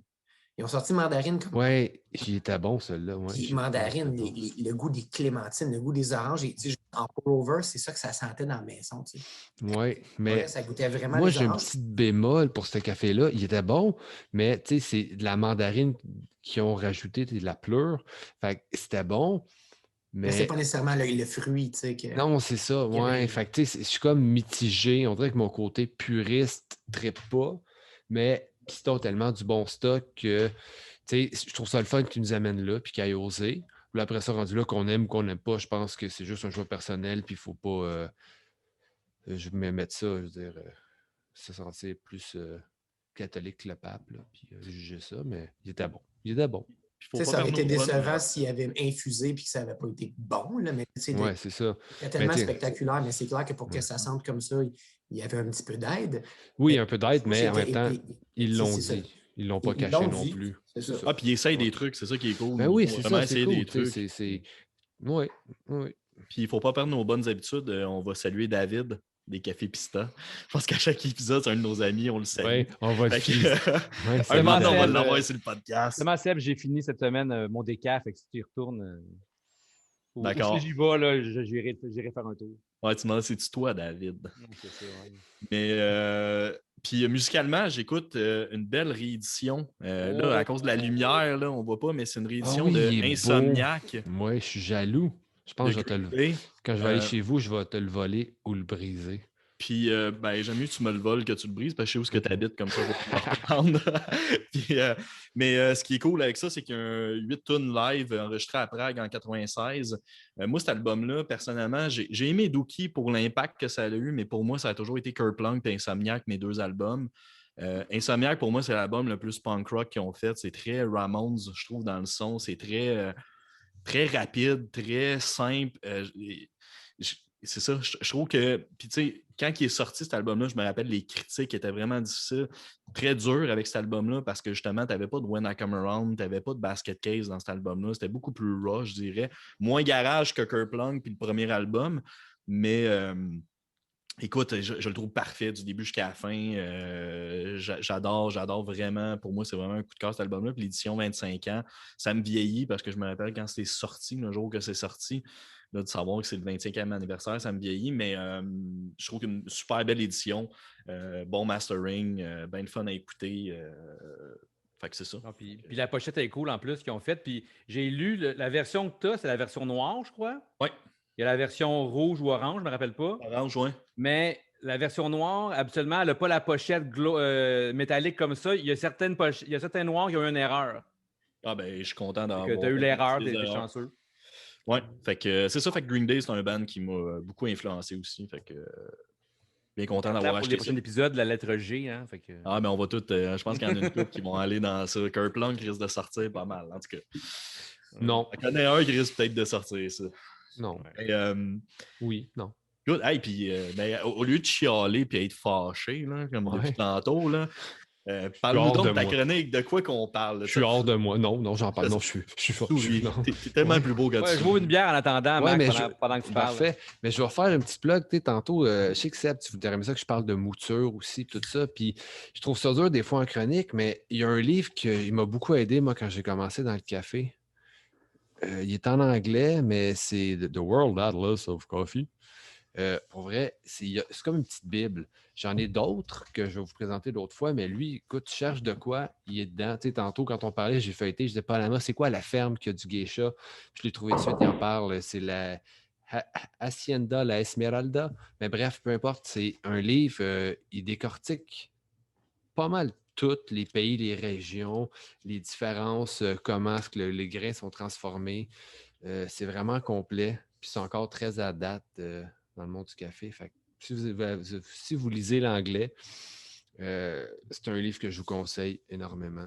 Il y a beaucoup de monde que je connais qui l'ont, tout le monde l'aime, puis ça fait des années, des fois, il y a de quoi que j'oublie, puis je suis plus sûr, je vais chercher dedans, même des fois avant d'aller dans les interwebs, je trouve que ça, c'est plus fun. Tout génial. Puis là, on va parler... Au moins de déranger, moi pouvoir le lire à la place. Ben, j'aime ça quand tu me déranges. Moi, j'aime ça. Ça me fait de quoi jaser. Puis des fois, je te dis des affaires pas vraies que tu essaies. Fait que je vois si ça fonctionne. Non, c'est pas vrai. Non, on va parler de Pour Over. Fait que ici, j'ai un V60. On va vous les présenter. V60, Chemex, c'est pas mal mes deux, je dirais, préférés. J'ai un petit Chemex ici. C'est juste la quantité de café que je fais. En fait, la raison pour laquelle je vous en parle, c'est que quand on parle de filtre manuel, c'est là-dedans que ça se passe en majeure partie. C'est ce qui donne, je dirais, le plus, qui rend le plus honneur au café. Tous les arômes, les saveurs ressortent. Vous voulez vraiment déguster. Il faut arrêter de penser que le café filtre, c'est pas bon. C'est vraiment, je pense, c'est ce qu'il y a de mieux, selon moi. C'est mes préférés. Puis il y a aussi des machines comme ça. JF, toi, tu as le Bee House. Montre-nous-le, s'il te plaît. On va vous montrer les différences là, dedans. Regardez. Lui, il a un trou quand même pas pire. Lui, il y a deux. Celui de Jeff, il y a 2 trous. Moi, mon petit Kalita Wave ici, il y a juste 3 petits trous. Le Chemex, il y a un gros trou. Ça, ce que ça fait, en fait, c'est toutes des choses qui vont influencer la technique, la complexité de la réussite de la chose. Quand tu as quelque chose avec des petits trous comme ça, quand il y en a 2 ou 3, ne veut pas, ça crée une rétention. C'est plus... Le café va passer plus lentement. C'est vrai que ça pardonne plus. Comme on en parlait avant l'émission avec Jeff, lui, des fois, il va... Ses paramètres ne seront pas parfaits, sa mouture ne sera peut-être pas parfaite, ne va peut-être pas couler son eau parfaitement. Tu n'as pas quelqu'un qui n'a pas une bouilloire à gooseneck. Ça pardonne beaucoup plus que même juste un V60 qui est vraiment technique, qu'il faut que tu pognes juste le bon spot. Si tu es trop sur le bord, c'est pas bon. Si tu es trop dans le milieu, c'est pas bon. Tu as plus de chances de faire un channel. Puis vraiment que ton café soit sous-extrait puis qu'il soit trop acide. Je pense que Seb, avec ta blonde, cette semaine, vous avez essayé justement. Puis il me disait, c'était acide. C'était quoi? Ben, c'était peut-être ta mouture. C'était peut-être comment tu as vidé ton eau. Il y a plein de facteurs qu'un V60, c'est vraiment technique, mais ça donne vraiment un sacré bon café. Le Chemex, la même chose. Le gros trou dans le milieu, ça ne pardonne pas. Puis là, en plus, il y a des filtres aussi. Mettons un filtre à Chemex qui est beaucoup plus épais, va retenir beaucoup plus d'huile puis de particules solides. Fait que tu as un café beaucoup plus clean que, mettons, un French press, que là, tout est en immersion, toutes les particules, toutes les huiles sont dans l'eau. Puis encore là, V60, tu as plusieurs types de filtres. Il y en a en métal. J'aime pas ça personnellement. J'aime mieux les filtres en papier, justement, qui gardent plus de particules un peu, un café un peu plus clean. Fait qu'en gros, c'est ça. Mais Max, au début, tu as parlé par rapport au moulin manuel. C'est parce que tu veux un grain plus gros absolument manuel ou si j'ai un moulin qui peut moudre plus gros? Ou... Ben, je n'ai pas parlé de moulin infusion manuelle. Infusion manuelle. Oui, infusion manuelle. Oui, c'est une infusion manuelle. Non, le moulin manuel, le moulin, peu importe. Mais non, c'est une infusion manuelle parce que c'est toi qui fais tout. Tu me mets sur ta balance. La balance va beaucoup aider justement pour calculer tes ratios. Ça fait je ne sais pas combien de fois je le dis. Le ratio, c'est important. Ouais, le ratio parle, écoute-le. Bon, il est encore fâché. Encore, je suis hors de moi. Ouais, fait que le ratio. Fait que je ne vais pas tomber dans les démonstrations, mais vous allez voir sur Internet ou dans les livres, ou venez nous écrire. Je vais me faire plaisir de vous guider là-dedans. Mais quelqu'un qui veut commencer avec des effusions manuelles, V60, c'est pas mal mon préféré, mais il est quand même très technique. Il ne faut pas avoir peur de se lancer, mais ça se peut que des fois, il y a des cafés qui ne soient pas top. Les premiers mettons, je veux me lancer, mais je ne veux pas être trop technique. Quoi, je le mets sur ma tasse, puis je vais direct de même avec... Ben, ça te prend la bonne mouture, en fait. Puis, tu sais, la bonne mouture, je peux pas te la montrer à l'écran, mais, tu sais, je dirais, va voir sur Internet, sur YouTube, il y a plein de vidéos. Mais ça, on le sait, c'est un peu plus gros qu'un espresso. Là, oui, pas mal plus gros, je dirais. Il y a du monde qui vont comparer ça comme à du sel de table. Moi, avec ma salière, c'est plus fin que ce que je mets dedans. Peut-être que ma salière n'est pas bonne, mais c'est que tu le mets sur ta balance, puis là, c'est toujours l'idée, le principe du blue. Là, ils vont dire, mettons que tu as 20 grammes de café, tu vas, mettons, mettre 2 fois la quantité en eau. Fait que, mettons, 40 grammes, 40 à 50 grammes, juste pour le dégazer. Parce que si c'est trop gazeux, en fait, c'est le gaz carbonique qui crée la torréfaction va sortir, va faire des bulles d'air, puis là, ça va empêcher ton eau d'aller infuser ton café. OK. Fait que ça va faire ça va créer des channels, va être sous-extrait. Fait qu'en le faisant bloomer, ben là, le gaz, il sort, tu satures tout ton grain, il est prêt à être infusé. Fait que là, tu rajoutes de l'eau. Ça va vraiment avoir des belles saveurs. Je dirais qu'étrangement, dans le rituel du pour-over, le bloom, au début, moi, c'est ce que j'aime le plus. Oui, c'est beau. Ça fait comme... Le café est au centre, là, puis là, c'est là que je mets un genre de 20-30 grammes juste d'eau. Là. Puis là, c'est là que les saveurs, les arômes, après ça, c'est ça, tu le sens. Puis on va remplir. Mais... ça fait comme une espèce de muffin, surtout en Québec, je trouve qu'il le fait encore plus. Là. Quand tu remets ton eau doucement, tu vois toutes les petites bulles, puis là, ça gonfle comme un dessus de muffin. C'est très cool. Mais c'est cool, mais c'est vraiment important aussi dans ce genre de méthode-là. Puis la méthode, ton exemple, le Bee-House que Jeff utilise beaucoup, je vais le comparer au Kalita Wave, en fait, qui est un peu la même chose. Moi, c'est un fond plat, mais les 3 trous, fait que c'est des méthodes qui pardonnent beaucoup plus. Beaucoup plus user-friendly. Puis là, il y a plus différents. C'est petit de ton affaire. C'est vraiment. Lui, moi, j'ai pris un petit. Tu as des plus gros, mais moi, quand je l'ai acheté, je voulais un petit parce que je le fais quand j'ai une petite tasse de café. Des fois, je me mets 15-16 grammes là-dedans, puis ça fit. Là. Okay. Tandis que je ne mettrai pas un 15 grammes dans mon gros Chemex, ça ne fonctionnera pas. Je n'aurai pas un bon résultat, mais lui, je vais avoir un super bon résultat.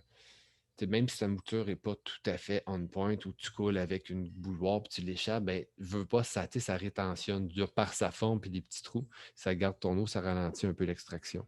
Mais tu sais, Fred, je t'invite à explorer toutes les méthodes de pour.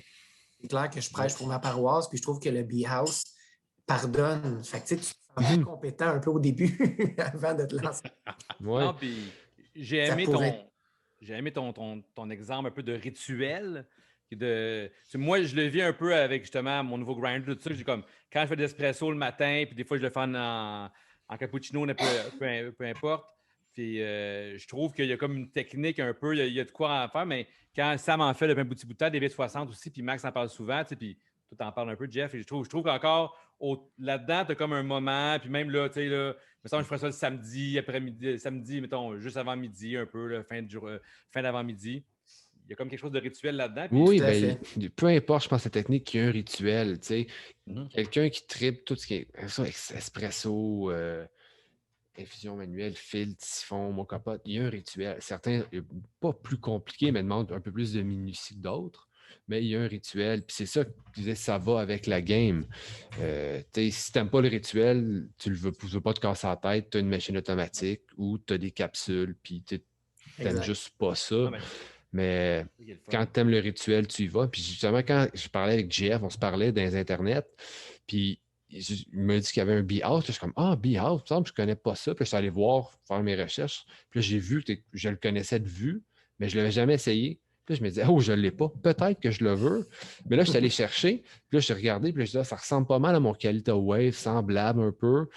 Puis là, tu sais, comme il dit, ça pardonne plus. Je suis allé voir différentes vidéos. Le monde explique. Il y a James Hoffman, je pense qu'il en a parlé, je pense que tu avais envoyé une vidéo de lui, Fred, James Hoffman. Si vous voulez aller voir quelqu'un qui connaît le monde du café, c'est lui. Il décortique pas mal tout ce qui existe, c'est écœurant. C'est clair, c'est concis, j'aime ça.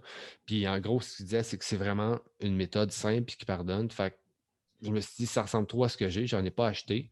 À la place, je me suis acheté un Clever Drip comme ça, que je n'avais pas. Puis c'est vraiment simple. Je vais en parler dans le prochain épisode, je parle de ça. Quoi, c'est un pichet de 50 avec des trous en dessous, quoi? Ou... Non, je ne vais même pas en parler tout de suite. J'en parle même pas. Pour vrai, c'est probablement plus simple qu'un Be-House. C'est vraiment, je pense que c'est dans les... C'est comme un hybride entre un pour-over puis une infusion par immersion. Fait que mais c'est bon, c'est simple, c'est bon. Vous allez tous vouloir... je pense que vous en voulez un en ce moment, puis vous ne le savez pas. Ben oui. Ça coûte pas cher. Je pense que j'ai payé 30$ le mien avec 100 filtres. Mais tu sais, à chaque épisode, tu crées un besoin à Fred. Je vais juste dire ça.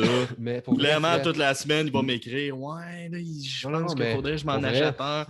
Achetez-vous-en tout un, puis on va s'en faire un ensemble tout ensemble. Oui. Pour vrai, ça serait cool parce que vous allez voir, vous allez capoter. C'est vraiment simple, puis c'est bon. Ma blonde, elle s'en sert, je pense, tous les matins. C'est rare qu'elle... Je pense qu'elle utilise juste ça à cette heure la semaine. Pas mal, ça doit être simple. Non, mais pour vrai, elle fait des sacrés bons V60. Elle s'en vient bonne, la petite torreuse. Mais Clever Drip. Bon aussi. Ouais, il est pas mal. Quand il n'est pas fâché, là, il est pas mal bon. Quand Mario, il n'est pas fâché. Là. Quand Mario ne pleure pas sous la pluie. C'est cool parce que toutes les infusions manuelles, c'est vraiment un peu, je trouve, ça vient chercher l'époque de nos parents avec le café filtre qui se fait couler et tout ça. Puis je trouve que c'est le même principe, mais on y va. Non, c'est pas le même principe. Non, fâche-moi pas. Moi, te crier après. OK, d'abord, je suis très visuel. Il y a un filtre, il y a un conique. Tu mets du café plus gros grain, tu coules de l'eau. Le percolateur faisait ça, tu sais. Non, un percolateur, c'est pas ça que ça fait, en fait, mais c'est pas grave. Je t'aime pas. Le percolateur, ça vient par en dessous, puis ça... C'est comme si... Avoir le mélange, avoir la machine à café, là, Maxwell-House. La machine Maxwell. La machine, oui. Moi, j'avais une machine Maxwell-House. Oui, mais je comprends ce que tu veux dire, Fred, mais oui. Sauf que, mais pour vrai... J'ai cette image-là, mais tu sais, à voir aller, même quand Sam l'a fait l'autre fois, c'est comme genre, OK, là, détailleur, là, tu sais, là. Cool. Hey, merci pour ce beau moment, Maxime. Ben oui. Mario, ou je ne sais plus. Dépensez votre argent, puis après ça, demandez-moi comment faire, ça va me faire plaisir. Oui, fait qu'allez écrire sur notre Facebook ou Instagram ou peu importe. Puis Maxime, ça va lui faire plaisir de vous répondre. Oui. Fait que maintenant, c'est l'heure. Là, je suis un peu mélangé d'un nom. Patrick, Sam, tu vas nous parler, tu vas faire une suite un peu des années 90. Tu nous as parlé il y a 2 épisodes. Tu nous as parlé de l'émergence avec du punk rock à Montréal, avec Fat Wreck, No Use. Fait que là, je te lance la POC. Tu vas poursuivre un peu là-dedans. Je lance la POC, puis je compte début. Puis, non, mais c'est ça, écoute, on va continuer un peu l'histoire de l'explosion de Fat Wreckers, où ça a continué. Le dernier épisode, je parlais de No Use for a Name vous m'entendez bien, hein? Juste être sûr. On t'entend. Il aurait fallu que personne réponde. Là, on parlait de No Use. Là, on va continuer un peu le voyage dans le temps. On va aller avec le premier show de Lagwagon, Strung Out et Chicks de Git, à la même place au Woodstock. Écoute, ça faisait une couple de mois que No Use avait joué. Fait que le monde commençait à être dedans. Fait que quand on a su que Lagwagon puis Strung Out jouaient en même temps, puis Chicks de Git, un groupe canadien de l'Ouest, il était là. Écoute, j'ai l'impression que c'est là que la vague commençait. Puis écoute, c'était magique, ce show-là. Puis tu sentais l'engouement du punk rock californien, rapide et plus mélodique à ce moment-là. Puis j'ai une petite anecdote. J'étais avec Jordan Burns de Strung Out, puis on a regardé Derek Lord, qui est décédé aujourd'hui, le premier drummer de Lagwagon. On a regardé drummer, puis on capotait comment il était bon. Puis fait que c'est ça. Fait que, puis hier, ça faisait 16 ans que Derek Lord il est décédé. Fait que, je ne veux pas te couper, mais moi, quand tu as dit qu'il est décédé aujourd'hui, à chaque fois que tu dis ça, tu m'as dit il est mort aujourd'hui. Non, il est mort le 16 ans. OK, non, mais c'est ça, mais dans ma tête, moi, il est mort aujourd'hui. Il était le premier drummer, dans le fond, de Lagwagon. Oui, c'est ça, mais il n'est pas mort aujourd'hui. Non, il est mort le 16 ans. Moi puis ma tête. Ouais, mais aujourd'hui, il est mort quand même. Aujourd'hui, il a 16 ans. Oh! Ouais, fait que c'est ça. Fait que c'est drôle que Jordan sur Facebook il avait fait un post, puis ça m'a comme le souvenir m'a popé et tout ça. Puis ensuite de ça, mais il y a eu là après ça, en 80, là, on tombe dans les années 95. On parlait de tout le monde. On est 3 personnes qui ont parlé de NoFX, le premier show au Spectrum.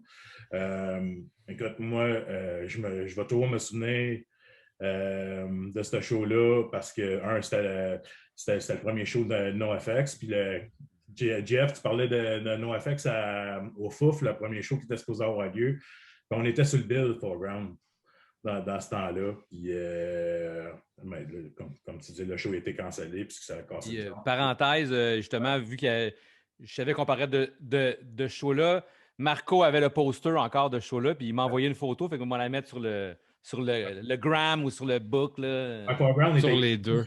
Mais elle est partout. Hein? Bon, notre band il était écrit dessus, si je ne me trompe pas. Hein. Oh, oui, avec Face to Face, puis un autre band qui ouvrait avant vous autres. Exact. Fait que là, après ça, ben, c'est ça. Fait que ce show-là a été cancellé. Fait qu'il a été reporté au fameux show, premier show de NoFX au Spectrum que nos amis ici, on a parlé avec Face to Face. C'était Football, si je ne me trompe pas.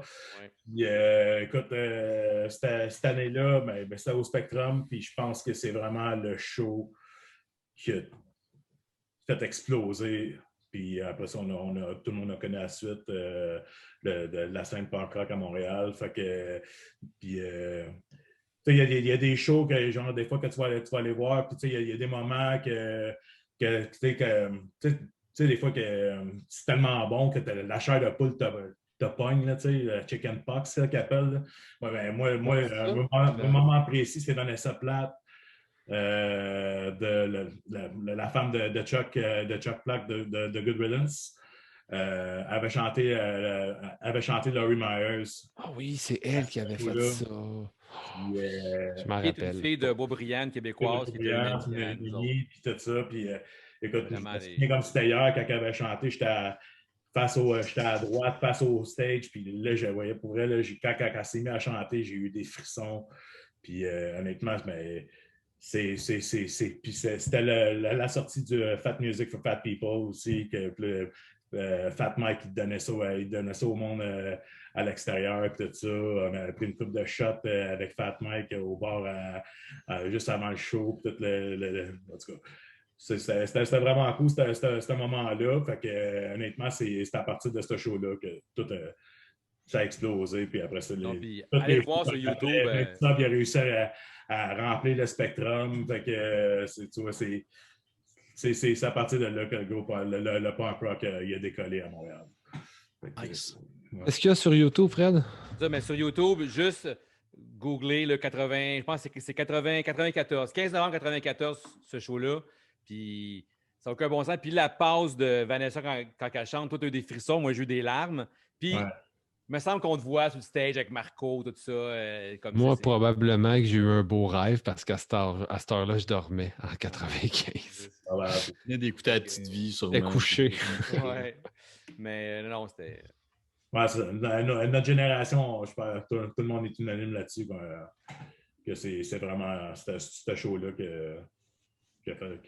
est parti le bal, le gros boom punk rock des années 90. C'est vrai. Très belle salle, le Spectrum. Oui. De beaux souvenirs, là. Oui, je m'en ennuie.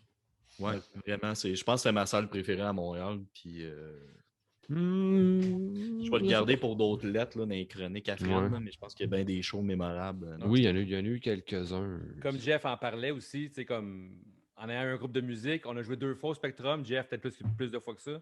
Puis moi, ça a été ça, puis les Fouf, ça a été les buts à atteindre un peu dans ma vie, genre, comme où j'ai comme checké, OK, c'est fait, tu sais. Mais Spectrum, j'ai tellement vu de Ben là-bas, puis quand tu rentrais au Spectrum, puis tu avais les images même de Yvon Deschamps, de Rock et Belles Oreilles, toutes ces affaires-là, qui est du monde qu'on regardait, puis toutes les bands qu'on a vues avant, puis après, là.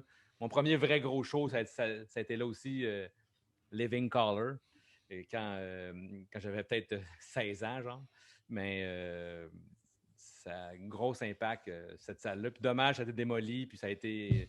Ça a été démoli. Pour rien, un Best Buy n'a jamais eu lieu. Ou, je sais même pas bien en retard dans les nouvelles. Je sais qu'ils l'ont fermé, là. Je ne sais pas si... il devait y avoir une affaire... Ça a été démoli. Ouais, c'est démoli. Une affaire immobilière, une affaire de même. C'est vraiment dommage. Puis, vraiment, le son était bon. Oui. Je trouvais qu'il y avait... Tu sais, je trouve qu'entre le Metropolis et le Club Soda, il y a une grosse différence, je trouve, de range de personnes. Je trouvais que le Spectrum était comme entre les deux. C'était quoi, 1002? C'était un 1002 bien rempli, je pense. Ouais, c'est ça, exact. Fait que je trouvais que c'était parfait pour l'ampleur que le punk rock prenait, mais en même temps, ça restait pas trop gros aussi. Tu sais, ça restait personnel dans l'ambiance. Les fameuses lumières sur les murs, tout ça. C'est comme quelque chose d'emblématique aussi au Québec. Quoi t'as dit, Sam? Le son était meilleur. Moi, je trouvais à l'époque, c'était au Spectrum que le son était meilleur, mais en tout cas. D'accord. Peut-être, le son, étant donné que c'était plus petit que le Metropolis, le son voyageait moins.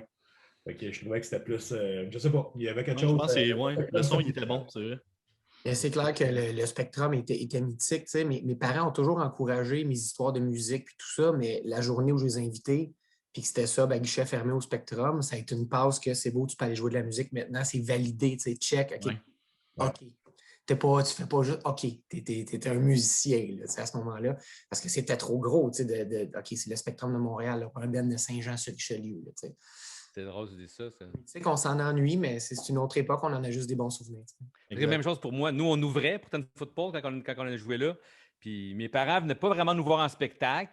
Puis même là, ils ne venaient pas nous voir rien, ou je ne sais pas trop. Puis j'ai su qu'ils étaient venus au show, puis qu'ils avaient été au front desk. Ils ont dit « Hey, mon fils joue, on veut venir voir ça. » Puis je l'ai su le lendemain qu'ils étaient venus voir le show, tu sais. Mais mes parents étaient venus voir... au Spectrum pour eux autres avec. OK, t'as atteint. Mes parents venaient pas au Faux électrique, là, fait que ils sont venus au Spectrum, puis ils sont venus, on ouvrait. C'était pas aussi glamour que fermé. Comme ça. Que tu ouvres ou que tu. C'est hot. T'es stage. Il y a de quoi de. Ouais, c'est ça. Mais je pense pour la génération de nos parents, de vos parents, le Spectrum existait aussi. Puis il y avait beaucoup de. Justement, tu parlais d'Yvon Deschamps, Rock et Belles Oreilles. Il y avait beaucoup de gens marquants de leur époque qui ont joué là. Fait que je pense que le nom à Montréal, c'est quand même un nom qui était important. Tu à la place des arts, tu avais le Spectrum, qui étaient quand même des noms qui circulaient, pas pour les mêmes genres de spectacles, mais quand même. C'est ça avait sa place dans l'histoire, je trouve, de Montréal. C'est ça qui est triste. Pas tant juste pour le punk rock, c'est juste dans l'histoire montréalaise des arts et spectacles. Je trouve que ça manque malheureusement, mais il y a un beau souvenir en lien avec ça.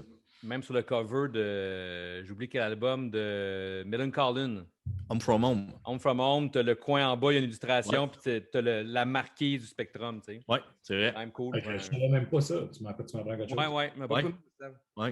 Sur le vinyle, on le voit mieux, justement, parce qu'ils ont sorti l'édition, puis tu le vois vraiment bien. Oh, c'est cool. Très cool, ça. C'est très cool. Ouais. Toutes les bandes, tu demandes à Montréal, ils m'ont tous te parlé du Spectrum. Exactement. On a vécu les Snow Jams, tout là-bas, c'était vraiment des moments. Oui. J'aimerais saluer mon ami Hugo Mudi parce qu'on vient de parler du bon vieux Melon. Du bon vieux Ah oui, c'est vrai. Bon vieux Melon. C'est bon. Du bon c'est Melon, rendu gros, c'est ça. C'est rendu gros sur l'interweb. Ah ouais. Faudrait l'avoir, lui, sur notre podcast. On pourrait parler. Vous devriez, ça serait On va attendre la lettre M. On va attendre la lettre M. On va l'inviter pour le M pour qu'il nous parle de Melon. Non, c'est ça. Même pas pour Mewdy. Ouais, même pas pour Mewdy, pour Melon. Mais B, ça aurait pu être bon parce que c'est du bon melon, c'est pas juste du melon. Non, c'est du maudit melon. Maudit bon melon. All right, hey Fred! Ouais! C'est l'heure de la lettre de la semaine. Qu'est-ce que c'est cette semaine? On a comme tout parlé, on dirait déjà de la lettre. Mais juste avant, m'a coulé ma dernière gorgée de bière. Puis en même temps, ça me fait parler d'une bière qui est un peu thématique. C'est la Menot, une bière d'une microbrasserie puis une distillerie de Charlevoix. Puis ils font une bière espresso faite avec le café de la brûlerie de Charlevoix.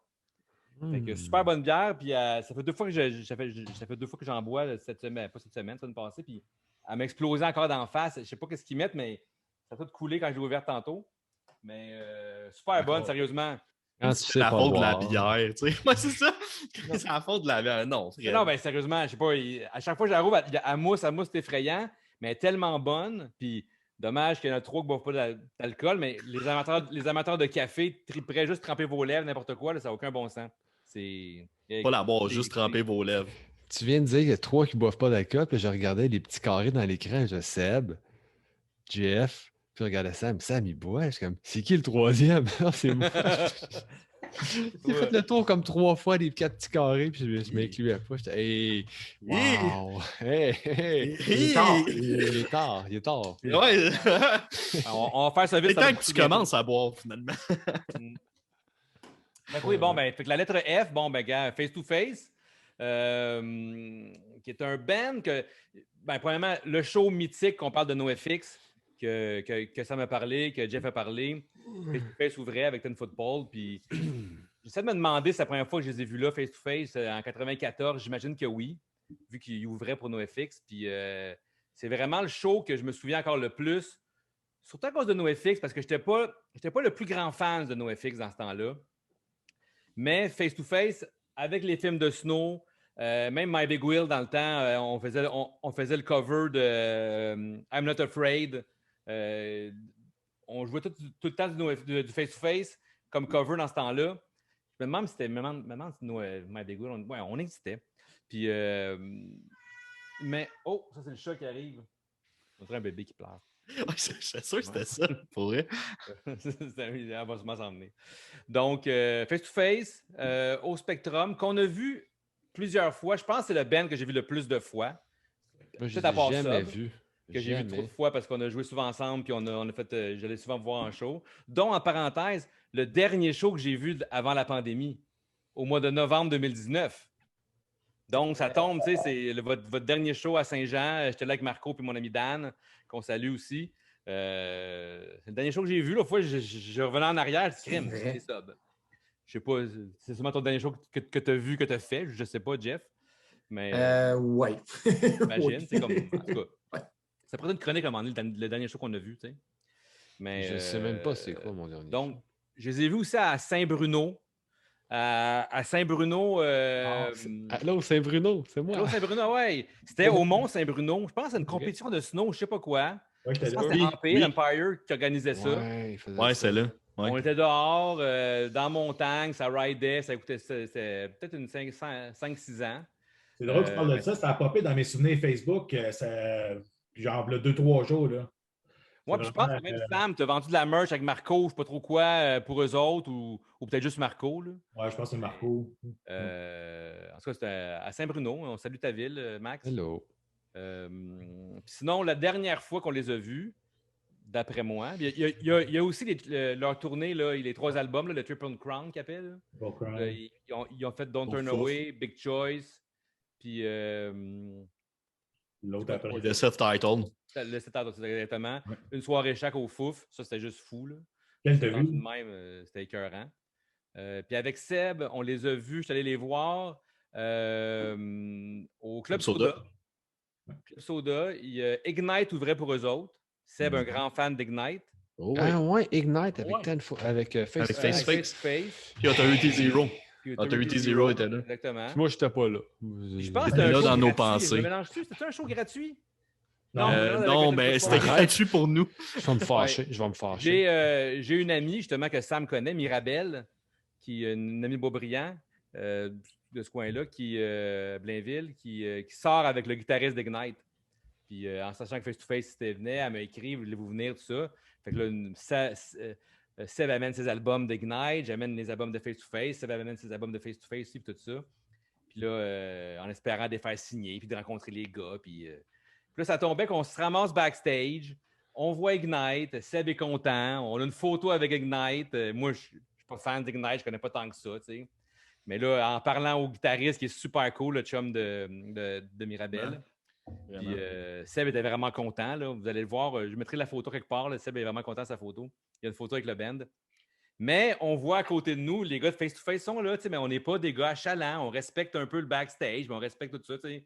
En ayant vécu ça un petit peu, c'est dans leur intimité, puis on dit à notre amie, à Mirabelle, hey, puis là, elle dit, allez les voir tantôt, là, je ne veux pas déranger, là, puis je vous reviens, là, puis finalement, avec le temps, un peu genre de lendemain de veille, ça allait mal un peu, ou je ne sais pas trop quoi avec le band, j'ose pas les déranger, les gars sont pas trop dedans, mais les gars sont là, on les voit, là, on peut leur parler, mais on ne veut pas rentrer dans leur bulle, fait qu'on a respecté ça.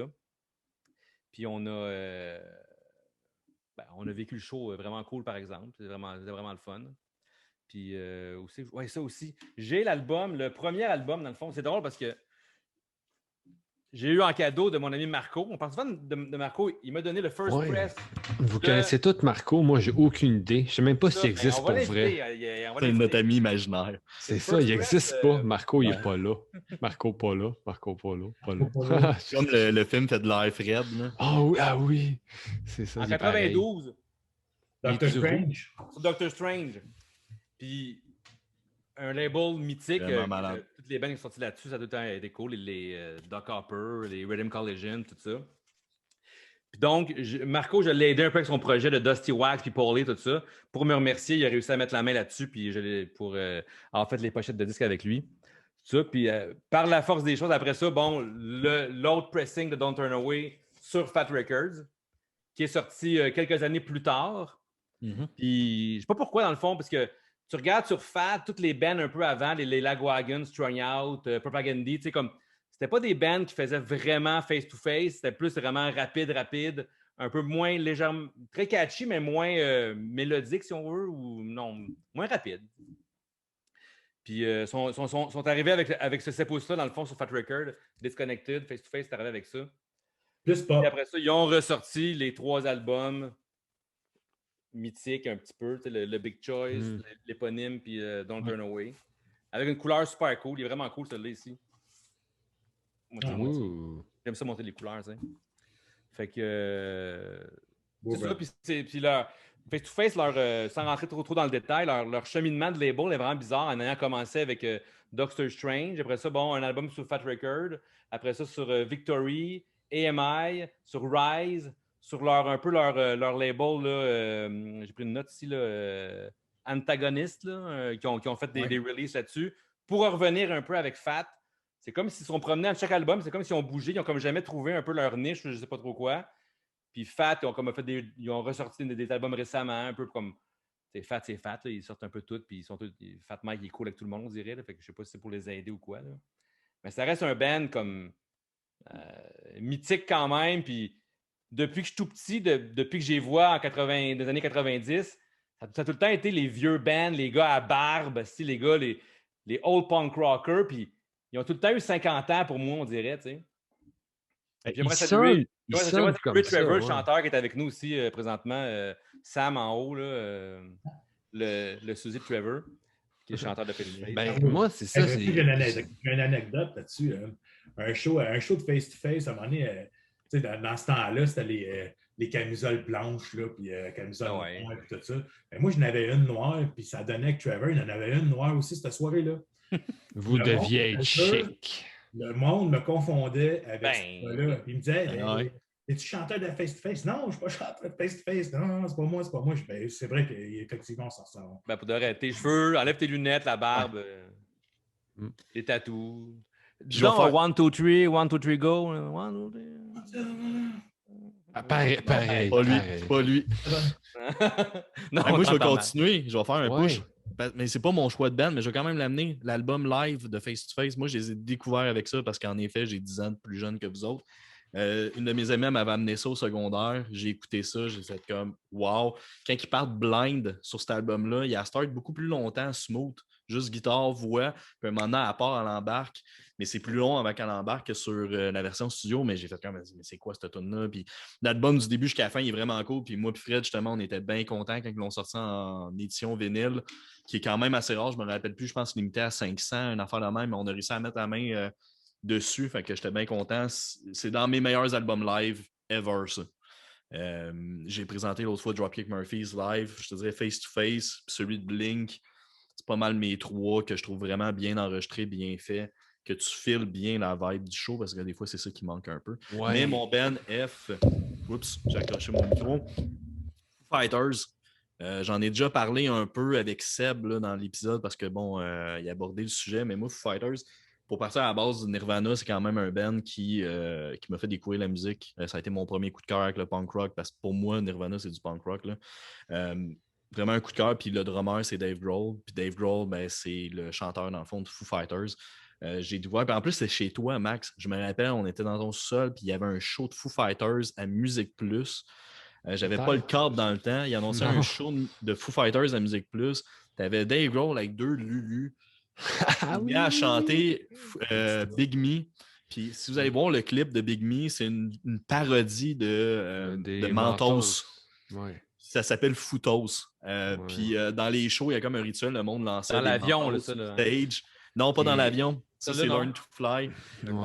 Mais ça remonte à loin, là, mais le clip, il est drôle. La toune, c'est correct, c'est smooth, c'est pas leur meilleur, mais le clip, wow, c'était drôle. Puis ce que j'ai toujours aimé de Foo Fighters, c'est qu'en show, pour les avoir vus en show, parce que pour ça que je vous présente la lettre, c'est que de un, c'est des shows qui durent 2h30. Dave Grohl, c'est un frontman incroyable. La dernière fois que je les ai vus à Québec, un moment donné, la foule s'est mise à chanter Oh, let's go.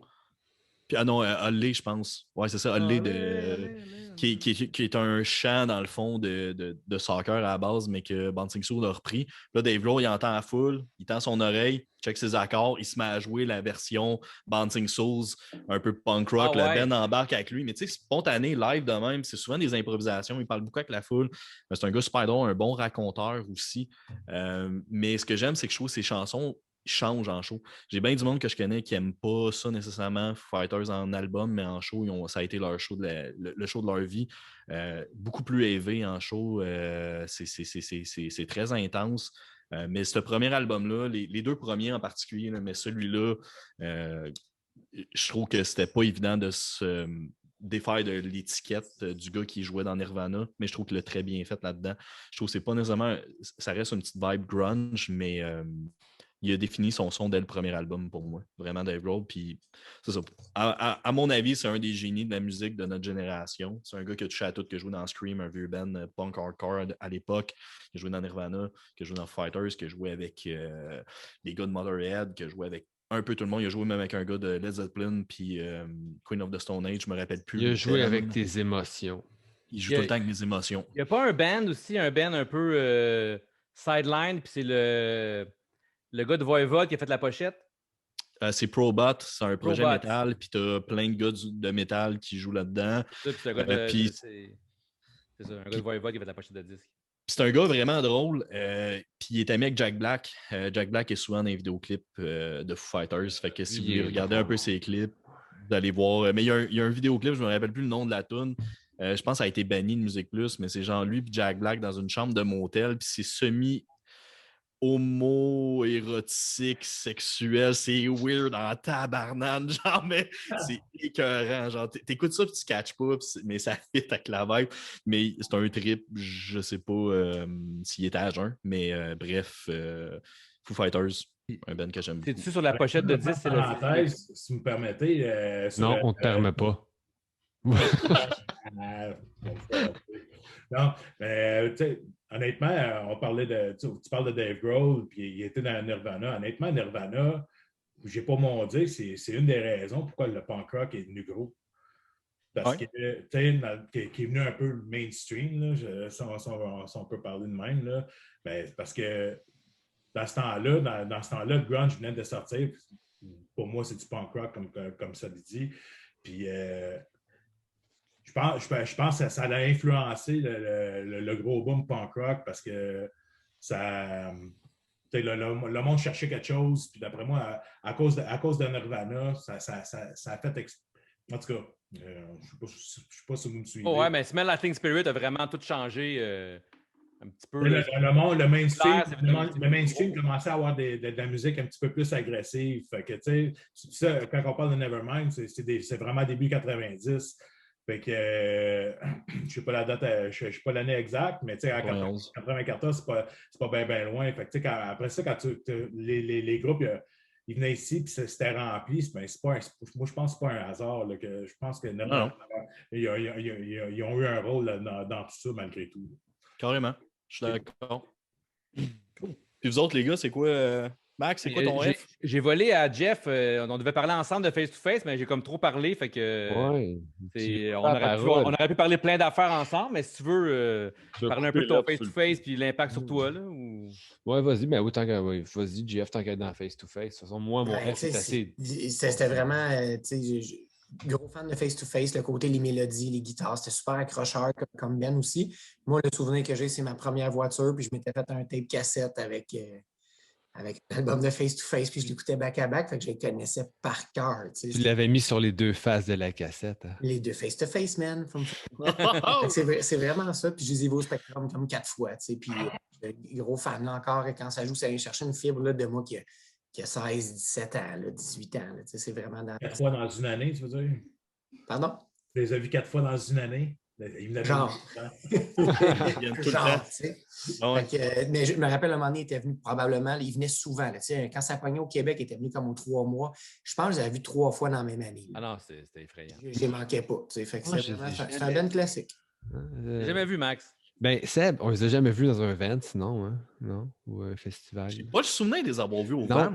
Non, je pense pas. Mais moi, j'ai découvert ça quand même.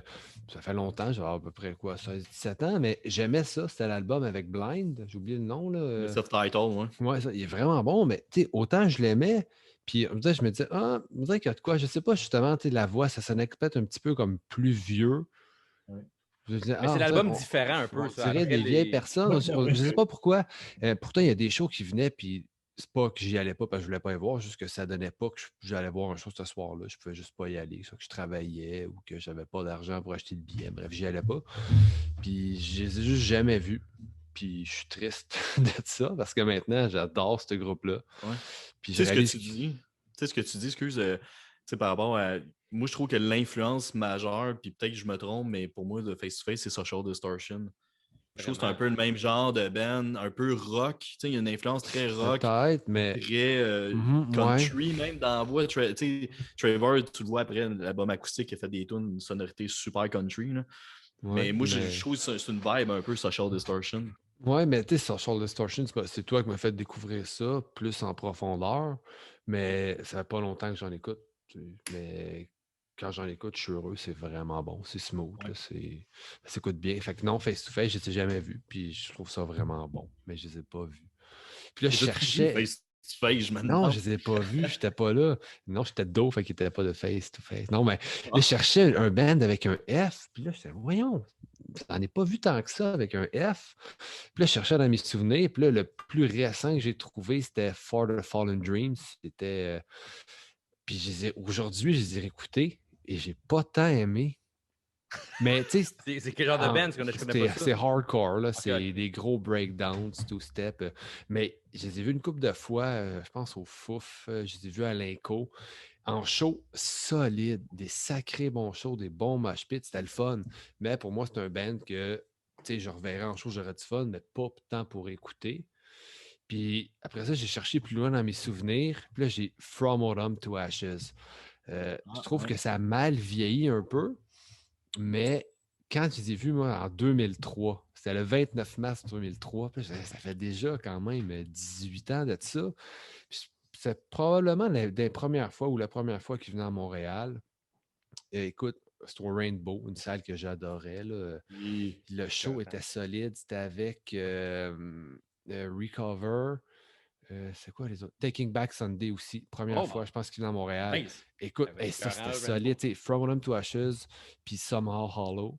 Mais pour vrai, Taking Back Sunday, From Autumn to Ashes, les deux ensemble, là, Au Rainbow, man. Rainbow, cool, c'était malade. C'était, pour vrai, je pense que c'est moi dans ce temps-là, From Autumn to Ashes, je tripais. C'était leur premier album solide. Puis écoute, le show, le mosh pit, là, je capotais. Puis le Rainbow, c'est une salle que j'adorais. Ah ouais. Puis je commençais à aller voir plus des shows vraiment plafond hardcore. bas, plafond bas. Tu sais, je voyais un peu moins de shows punk rock dans ce temps-là. Puis cette band-là, écoute, je ne sais même pas pourquoi j'y allais. Tu sais, je ne connaissais pas tant que ça. J'avais entendu une tune ou deux. J'y allais parce que j'avais aimé ce que j'avais entendu, mais je ne connaissais pas ça plus qu'il faut. Puis quand je suis arrivé là-bas, même j'ai découvert Taking Back Sunday, là, puis fait comme « Oh! » Pour vrai, ça... Écoute, c'est un des shows écœurants que j'ai vus. Oh, tu faisais chaud au Rainbow, hein? C'était dégueulasse. Mais j'ai pas vu de mauvais shows là-bas. Je sais pas pourquoi, peut-être le petit stage à proximité, c'était vraiment une de mes salles préférées. Là. Ouais. Surtout pour le hardcore, entre autres. Hein. Ouais. Mais il y a eu de tout. Il y a eu de tout parce que c'est dans les premiers shows qu'on a vus, je me rappelle, puis moi, on a vu New Found Glory au Rainbow. Le billet a coûté 9$. J'ai vu Jimmy Eat World, j'ai vu Jimmy Eat World là-bas. Oui, c'était, écoute, des bands Every Time I Die au Rainbow avec. J'ai vu Sick of It All, On Earth, One King Down. C'était malade les bands qui jouaient là-bas. Ouais, puis c'était en haut d'un garage. C'était comme un bar reggae. C'était un bar reggae. Un ami à Page de Greenland, dans le fond, qui avait ça, je pense. Puis Page habitait pas loin, fait que ça facilitait bien des affaires. Ouais. Toi, Sam, c'est quoi ta lettre? Ben moi, j'en ai deux. Mon premier, c'est Fugazi. Pour moi, c'est les pionniers du post-hardcore. Si ce n'était pas de Fugazi, on n'aurait pas eu les Quicksand, on n'aurait pas eu les...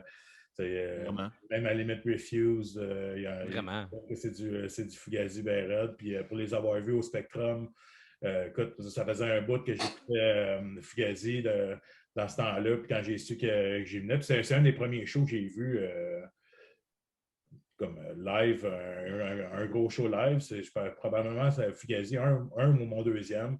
Puis c'était l'album In and On the Kill Taker qui tourait pour Pau. Fait que c'était fou. Juste voir Ian McKay en face de moi. Là, puis déjà là, c'était le summum parce que moi, j'étais un gars qui a trippé Minor Threat puis tout ça. Fait que voir une légende devant toi, c'était fou. C'est tellement comment que le crowd poussait par en avant. Je sais pas si... T'étais-tu là, Fred, dans ce show-là? Je pense pas, je sais pas. Écoute, je me souviens quand j'étais par terre, mais le monde poussait par en... Hey, c'était fou, là. Puis Fugazi, pour moi, c'est la band avec le F pour tout ce qu'ils ont fait. Puis mon deuxième band, il est plus récent. C'est un band francophone qui est sur Slam. C'est Fuck Tout. Je ne sais pas si vous connaissez. J'adore cette band-là. C'est francophone avec des influences de Converge. C'est fucking bon. Hein? C'est bon. Puis, tu sais, comme Max, je ne suis pas un gars qui tripe beaucoup francophone, mais quand je vois des bandes qui sortent de ce style-là, en français, ben, je trouve le mélange intéressant. Fait que fuck tout, man. Fuck tout. Un peu vulgaire, mais je vais aller checker ça. Ça va être sur notre playlist, j'imagine, aussi. Ouais. Sam, je te rejoins avec Fugazi. J'ai vu Fugazi au Métropolis. Ouais. Le coûtait genre 8$. Là. Wow. De ce que je me souviens, c'est que je n'étais pas prête à écouter ça encore à ce moment-là. T'sais, moi, je tripais Minor Threat, il fallait que ça fasse tout bad. Puis là, tu sais, j'étais allé avec une gang qui tripait alternatif, tout le côté post-hardcore. Moi, je ne comprenais rien de ça. Ouais. Après l'avoir vu le show, c'est correct. Mais c'est là, quand j'y reparle, je me dis, j'étais juste pas prêt à entendre ça. Ouais, il y a des bands comme ça. J'étais juste pas au bon moment pour moi. J'étais trop immature pour comprendre ça. Ouais, ben, c'est ça. Je pense à Shudder to Think, la première partie, qui est un autre band un peu dans le même style Discord. Il y a des bands comme ça, je me rappelle, j'ai vu, puis dans le temps, tu sais, je suis mort. Tu sais, ça, non, puis là, je les ai revus par après, puis j'étais content de porter attention parce que je tripais solide, mais que la première fois, j'étais juste pas encore rendu là. Ouais. J'en ai beaucoup des histoires. On mettra une vidéo live de Fugazi, justement, du show que je parle, entre autres. Là. C'est... Wow! Moi, j'ai que de bons souvenirs. En plus, c'est un de mes premiers shows, puis c'était un band avec Yann McKay. Oui, juste pour ça, là, moi, je ne les ai jamais vus. J'ai été chanceux de les avoir vus. Cool. Hey, merci, messieurs, pour cette soirée. Merci, Jeff, d'avoir été avec nous autres. Ça fait plaisir. Merci de l'invitation, les gars. Ah ouais, c'est cool. Merci, Jeff. Ben oui, on continue à jaser de café dans les interwebs. Tout à fait. Cool. Tout à fait. Écoute, je vais inviter le monde à surveiller sur la page People of Punk Rock Records, d'aller voir les albums de Sub. J'ai entendu entre les branches que peut-être qu'il y a d'autres choses qui vont sortir. Là. Mais, moi, je peux te le dire tout de suite que l'objectif de People of Punk Rock, c'est tant aussi longtemps qu'Anthony a des projets de ressortir des albums. Tu sais, Stomp Records a déjà accepté tous les projets d'Anthony. Donc, nous, il arrive avec on sort telle affaire. Puis Martin dans Sub, qui est très cartésien, anecdotique, avec les dates quand on a sorti des albums. Fait que, Anthony va nous sortir des 20 ans plus tard tel album, ou le 15 ans d'eux, puis le 30, whatever. Là. Fait que, il attend de Motion avec impatience. Ça s'en vient, je te dis. Ça s'en vient. Ouais, il me l'a dit. Mais c'est ça. Sauf que, mais c'est ça, fait que je vais surveiller People Punk Rock Records. Allez voir là, il y en a déjà 2 de sorties. Sinon, Bring the Light, Bandcamp. Allez voir les tunes, un son complètement différent, beaucoup plus hardcore, génial. Fait que allez voir ça en espérant peut-être un album. Tu m'en as fait entendre, Seb, une tune. Ouais.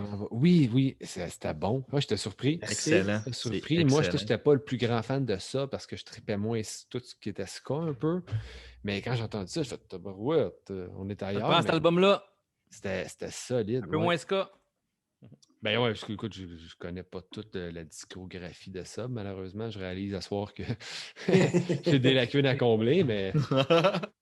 Ouais. Mais c'est ça, t'étais moins ska dans le temps que moins dans cette vibe-là. Fait que c'est ça, fait qu'allez voir tout ça. Puis sinon, prochain épisode, on a super hâte. On va voir Dave le chasseur de Savvy Barbershop, Savvy Tattoo Shop et idolgarage.co. Donc, c'est ça, fait que le prochain épisode, mais je sais pas, c'est tout, il m'a le marqué, là, et compagnie. Donc, c'est ça, fait qu'on va avoir Dave le chasseur, ça va être intéressant, on va parler de tatou, on va parler de café, de musique, encore une fois. Donc, je vous souhaite une belle semaine. Suivez-nous sur Instagram, sur Facebook, on va mettre des playlists, des vidéos, tout le kit. Donc, merci encore une fois, Jeff. Bonne semaine, tout le monde. Merci, les gars. Wow. Merci. Yes.